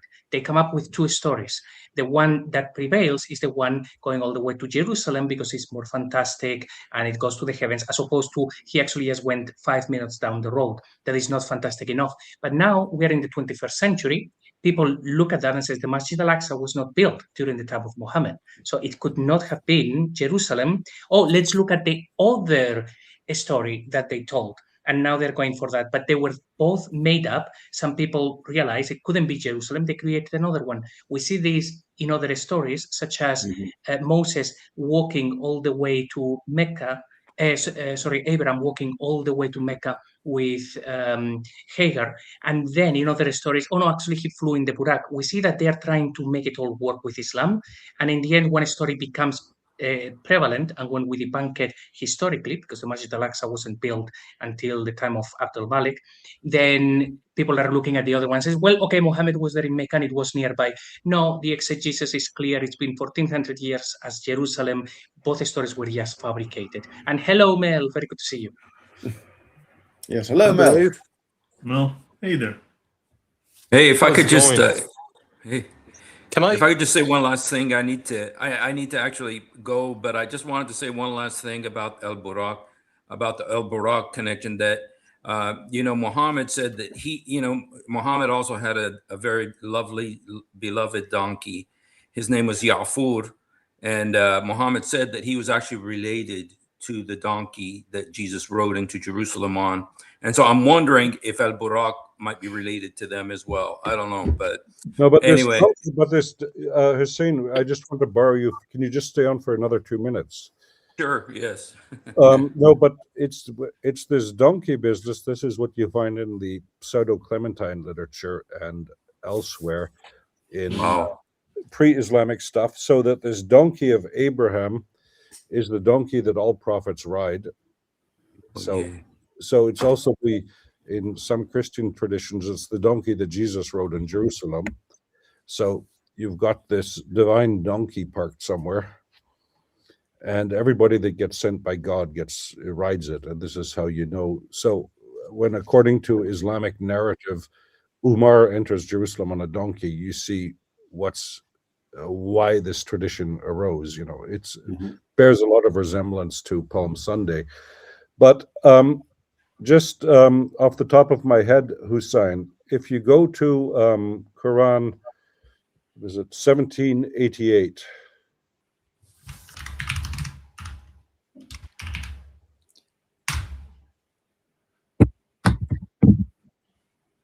قل لعني للرا الإنسنو والجن والله أن يعطوا بثمني, and then it's هذا القرآن. How do you interpret that? Let me just look here real quick. هذا القرآن, this Quran. But so if you read that, at least in my sense of Arabic, it's referring to another book, not not to the Quran the book that you're actually holding. It's this particular one, this version. Yes. You know where I see this. I see this also, the same issue with, I think it's the first verse of Surah Al-Baqarah, chapter 2, where it says, هذه الكتاب. No, ذلك الكتاب, that book. Instead of this book, it says, that book, there is no doubt in it. And it's talking about another book. And so, here it does say, هذه القرآن. Yeah. مثل هذه القرآن. Okay. But is it the book you're holding, or is it another book? I have the impression this Quran, I mean, they're talking about another book, not. I see what you're saying. Yes. Yeah. Wow. That's it. It's not about the Quran. It's about the lectionary. Yeah, Usama's spoken about this as well, and he agrees with you, Robert, I think. So this is interesting. No, all that I'm saying, it's not Arabic, as you can probably guess, it's not my native language. So we should get Murad and Usama on this as well. I think they'd back you up. So what I'm trying to say is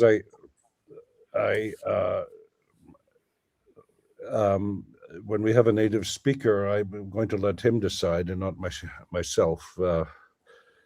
But so good. So if you confirm that, Hussein, thank you. That's what it's better to have a native speaker confirm it than a smartass like myself.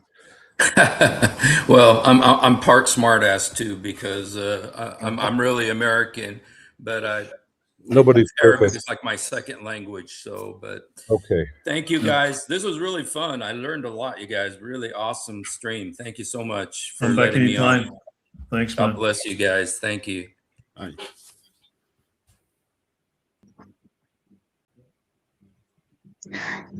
Yeah, and again, on the same, this was from Adam Seeker, that the Quran actually begins like this, where it says, Dalik al-Kitab. And even here, Al-Jalalain says, that, meaning this book. That means this means that. Have we lost Mel? Yeah, we did. We never got a chance to hear from him. Yeah, until he comes back. It was nice to have somebody with a real Irish accent.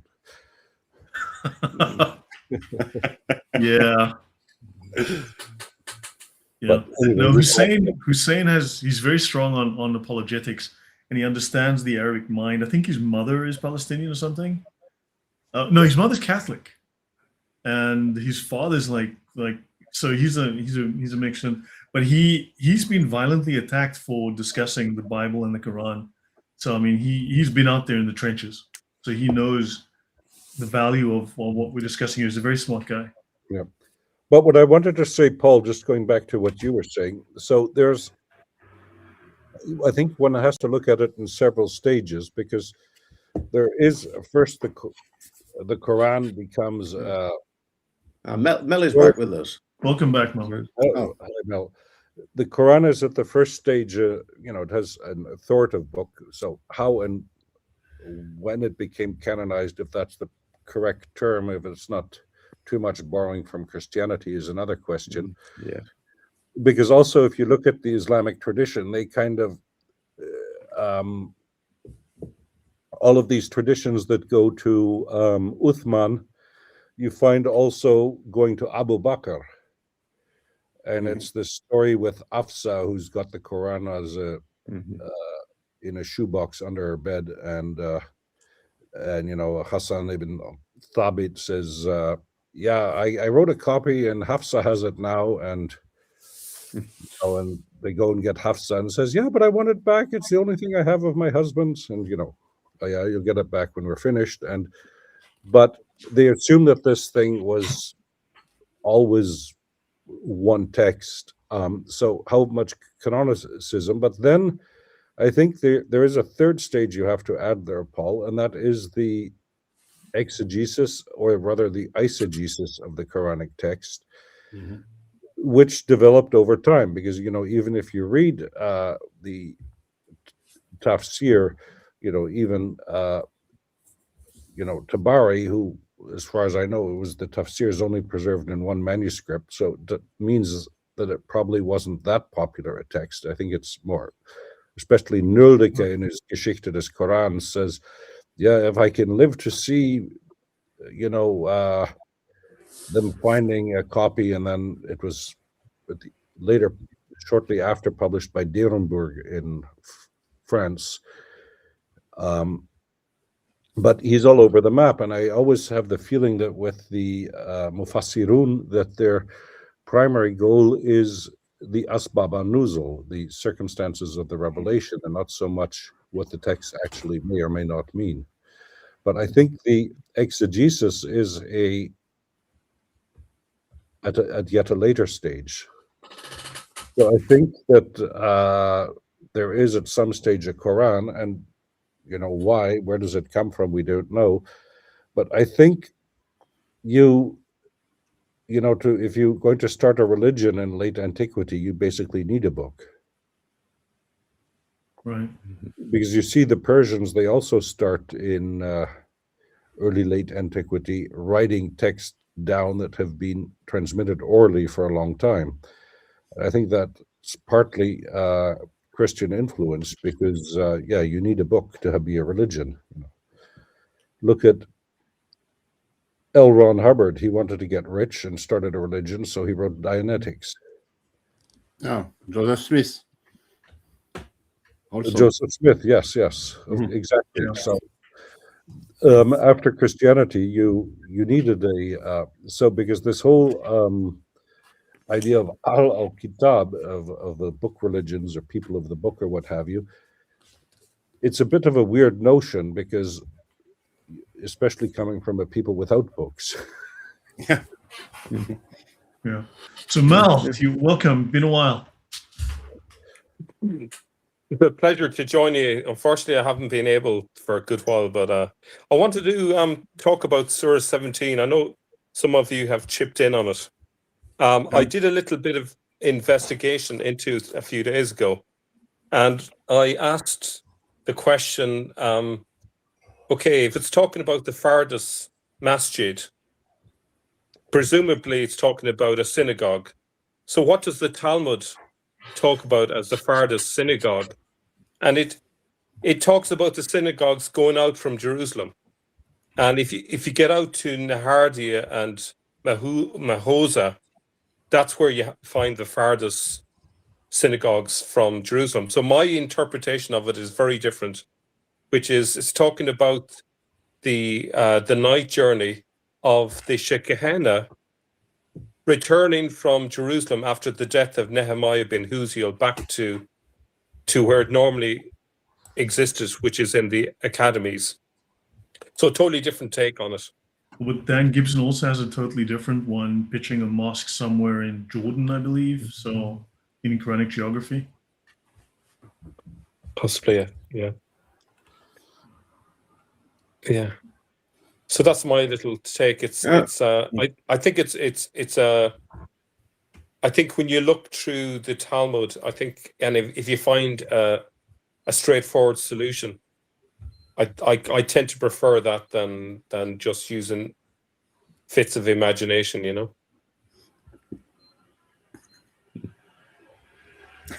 Right. Odon, you were quite to have convinced Robert. Yeah, I know, not at all. But Odon, you seem to be very intrigued by Hussein's mentions related to the Dome of the Rock. I mean, that seemed to pique your interest. On this topic, I would have something to say. I don't think that the building of the Dome of the Rock was to divert the pilgrimage from Mecca, because Mecca did not exist at the time. I don't think also, like Paul said, that it was a sort of monument dedicated to the return of Jesus, because this monument already existed before. It was the third temple that was rebuilt around 638, 640. And I think it endured more or less up until Abdullah ibn al-Zubayr. Yeah, I mean, wasn't it abandoned until relatively recently? It was completely abandoned and forgotten. And then when it became a thorn in the side of Israel, then it became a political hot point and an important shrine in Muslim, theology. And I was up there. I was on the Dome of the Rock. I was on the Temple Mount this Christmas, this December, and I can say it's still horribly neglected. You still find litter all over the place, really? And not just dropped sweet wrappers or something. You've got broken furniture, old mattresses. It's in an absolutely terrible state. I mean, I venerate this place just because of its importance. And I would go up there if I lived in Jerusalem. I'd go up there with some bin liners and just try and tidy the place up. Wow. But everywhere you go, you've got these burly, unfriendly-looking Muslim guys who say, "Oh, you're not allowed here, you're not allowed there," and they're just throwing their weight around, saying you're not allowed to go into the stables of Solomon, or you're not allowed to go in. They wouldn't even let me go into or the gatehouse. Not even allowed to go into the museum, even though the only thing that the museum holds is Byzantine stuff. And it's just, but it's all about bullying. None of it is about actually showing respect to the site, because all these people could easily, just go out and pick up one bit of litter a day, and it would soon be tidy again. So it's just a political club. Well, you have to, because there's an interesting little German book. I have to find it, but it's somewhere disappeared in my library. So it needs a while, but by Werner Kaskel written in the early 60s for a club in North Rhine-Westphalia, and they were renovating it then. And as Hussein says, it's only become a hotbed since the 67 war. Of course, when the Jordanians ran it, how many Jews were allowed to go to the Wailing Wall? So it's another point one has to remember. But the point being that Kaskel mentions that it was being renovated in the 60s by Italian marble craftsmen. So there were Italian marble craftsmen inside there going out it. And of course, because one of the things that you now have the footprints of Muhammad there when he went to the Isra, and there, of course, these are a copy of the Church of the Ascension, where supposedly you've the footprints of Jesus when at the Ascension. But there is one pilgrim. So there's a book by Richard Hartmann, written 1909. I have it somewhere, but I have to find it again. I'll have to do some excavating in my study. But where I think it's the Anonymous of Nuremberg, but I might be mistaken. But he says it's in the Middle Ages, and he says when you go to Jerusalem, you should also see the Dome of the Rock, even though it's Muslim. But there you have the footprints of Jesus in it. So something's been happening there. I'm not sure what, but at some stage along the way, they became the footprints of Muhammad. But because one also has to remember that in the Islamic tradition, the Isra and the Miraj are two separate stories, and it's only really much later, especially, if I remember correctly, around the time of Saladin, with the reconquest of Jerusalem, that they're both merged together into one trip. That he takes the non-stop night flight from Mecca to Jerusalem, and then goes up to heaven from there, which is, of course, because the story is still rather awkward, because of Mecca is the first sanctuary built by Adam. Why couldn't you go to heaven from Mecca? Why did you have to go to Jerusalem? So, yeah, because you see they're trying to add on Jerusalem to the sacred geography, to part of the system, because and as I said, the two stories are only combined much later. I'm trying to see where I have it should be here somewhere, but I can't find it. But anyway, but they're both combined rather late, and it's in the around the period of Saladin. And therefore, you get the impression that Saladin's theologians are borrowing especially from the Jews, okay, give us 10 reasons why Jerusalem is important. Why do we need to reconquer it? Because you get the impression that there wasn't a lot of animo among his soldiers to reconquer Jerusalem. Yeah, they need a story. Yeah. You need a story. It's also important for us, and this is where Muhammad went to. Yeah, we have a question from Frame Sistich 988. And thank you for the €2. She says, why did the Abbasids keep the Judaic stuff like no pork, circumcision? I guess they thought they were in the Jewish camp, right? That they were part of the original inheritors of the tradition from Allah. Well, there's also another explanation. They were the new Moses, right? Yes, but there's also I think a non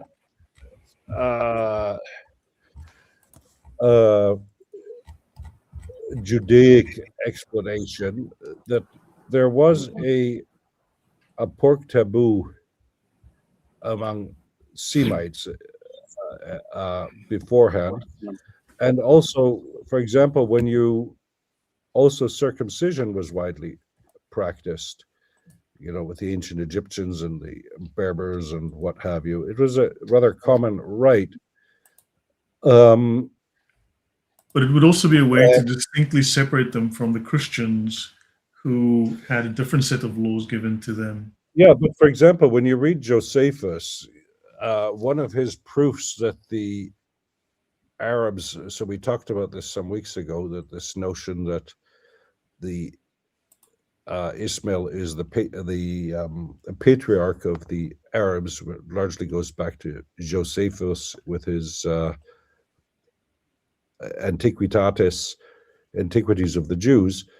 And basically, to oversimplify it a bit, but what Josephus says is, look, according to the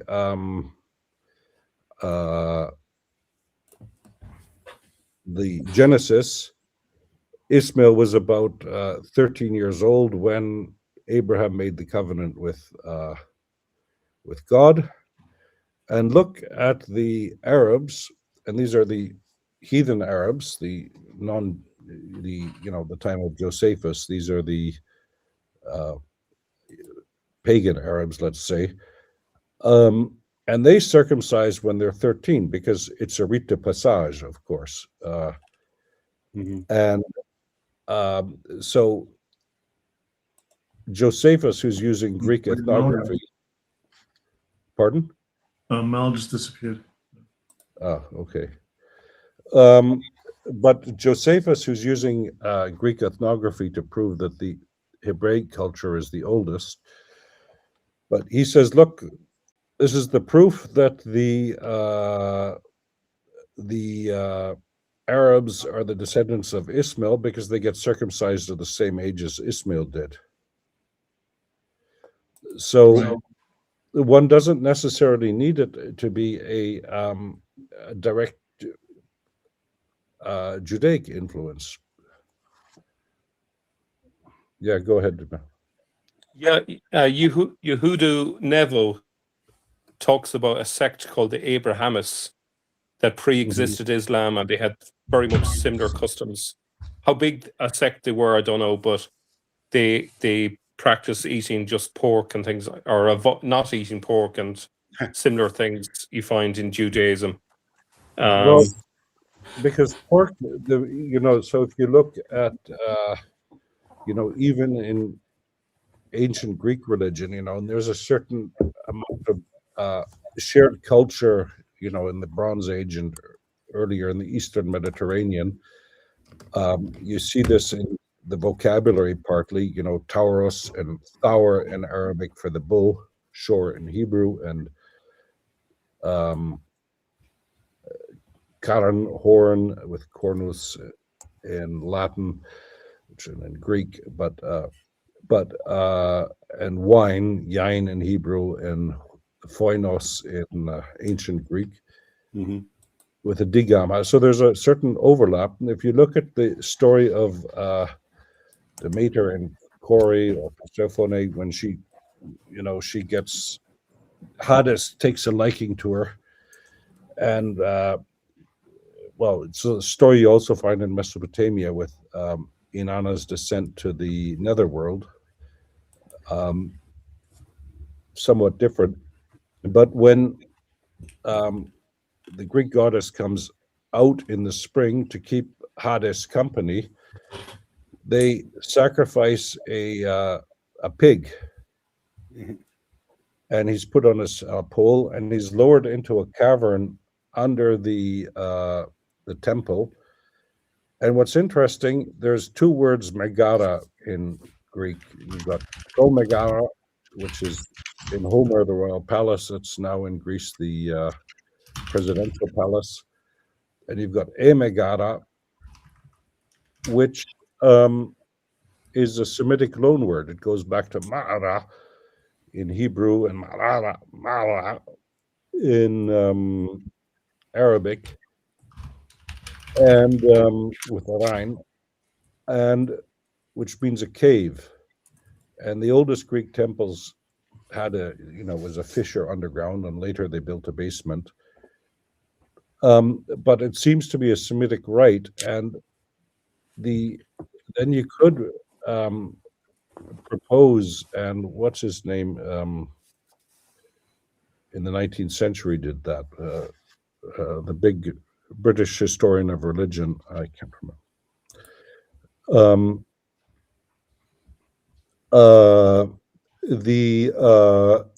James? Pardon? Henry James?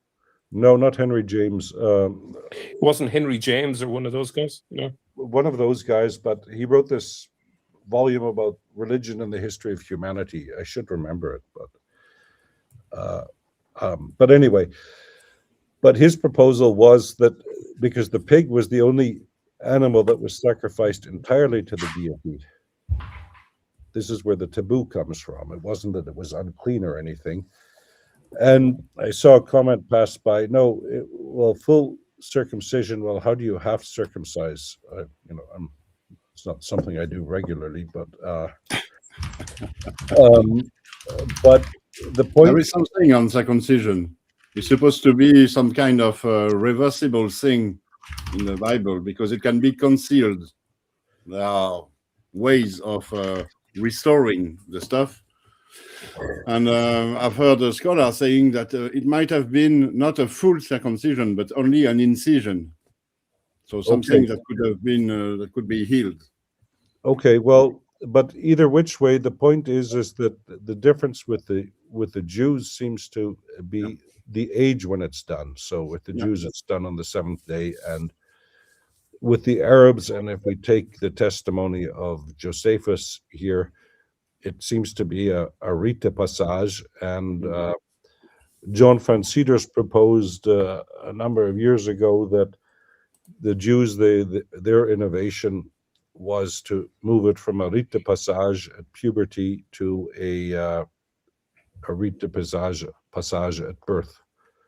But also throw in one wild card, and that's of course Elijah Ballas, who also was circumcised and didn't eat pork, and no one knows quite what he was all about or where he fits into anything. Yeah, well, he probably wasn't Jewish or Christian or. So, may I add something just briefly on that as well? That the earliest about the pork, that in the account of Sebios, he says that these Muhammad merchants who became prominent, he forbade them to eat carrion and drink wine and speak falsehood. He doesn't actually mention pork. So it's actually possible that simply they copied so much from the Talmud and from Jewish legends and things like that, that it ended up in the Quran, like they couldn't actually eat the meat of swine. And then, because it's in the book, they got to a point where they just couldn't edit it out, because the people who edited the Quran in the end, they didn't really care about who was the original Muhammad. They were making everything up. But maybe they were simply stuck with that verse because they had copied so much from the Talmud and stuff. They couldn't just change it using diacritics. So maybe it was just they were stuck with it. I think on a wider thing, the main reason for the influence of Judaism on Islam under the Abbasids is where the center of power was in Baghdad. It's the obvious. The Abbasids were a stone's throw away from the Jewish academies, so of course they're going to be strongly influenced by the culture. And they also saw themselves as very closely related, religious-wise as well. And yet, Mel, the Abbasids put forward the narrative that we now have, which totally rules Jerusalem out of the story. The Abbasids were basically responsible, as far as the way I read it, responsible for Ibn Ishaq and all and everything else that came after him. That denies the Jerusalem connection and puts everything down in Mecca and tries to minimize everything. So it's curious. I think as I'm discovering from a person called Amir recently, that an awful lot of the early writings in the 8th century was deeply encoded with a temple outlook. The coding was misunderstood centuries later, and the references to Jerusalem wasn't obvious. I think it's very hard at this stage to determine when the move to Mecca happened. So without a clear idea of when the transition, it's very hard to make interpretations. Yeah, we've begun nearly 2.5 hours, so should we wrap up in the next few minutes with our closing thoughts? Okay. I just wanted to say there was a thing about Adam's coffin going onto the ark with Noah. You also find that in Tabari. It's not just Shiite legends. You find that in Tabari's but okay. Odon, you wanted to say? It depends whether you want to wrap up now or if you give me 1 minute. I'm easy. No, take your about time. Make your comment. About the Yes, Jewish no. influence, and why did it keep on with the Abbasids? I think it's during the Abbasids that the late stage, the late stage of the Islamic theology is invented. That Islam is supposed to replace Christianity, which was supposed to replace Judaism, and so on. So Islam is supposed to be the ultimate religion. And the first religion was sort of Judaism. So Islam has to assume Judaism and the Jewish law, sort of. It cannot be completely different from Judaism. And so I think this idea of revelations that replace each other, which came at a late stage during the formation of Islam, it's one of the reasons why the Abbasid kept on with Jewish customs that make no sense within Islam. Anyway, it's my take on this. No, it's so because you have this. It's called, in Israeliyat, which is the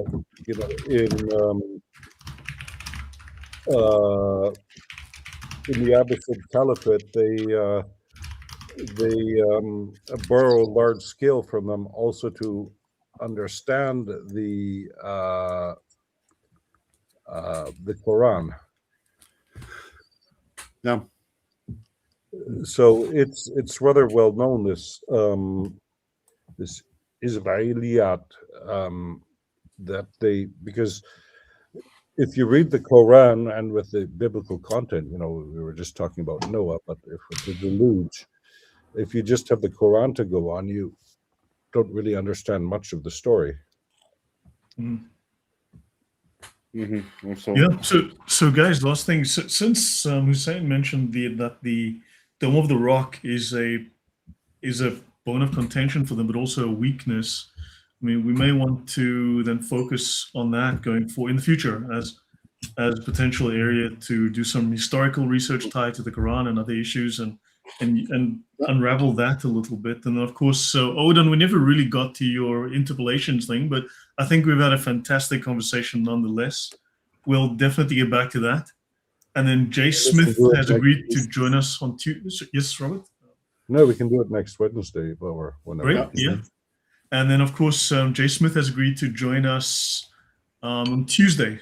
So it would be great if we can all be available. Those of us who are, especially Odon and Robert, because I thought that would be a great conversation, and Paul as well. And Mal, if you're around, of course. So, I'd love to. Yeah. Usama arranged that with Jay, and of course, maybe in the future we'll have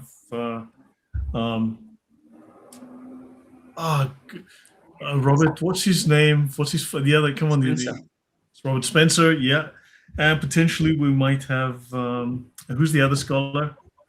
Gabriel Reynolds. Yeah, Gabriel C. Reynolds. Yeah, that may happen. But look, let's look at Tuesday and definitely pick it up. Okay. And then Wednesday we'll be back. So yeah, that'll be interesting. But this has been a fascinating conversation. I mean, I love where it's all going.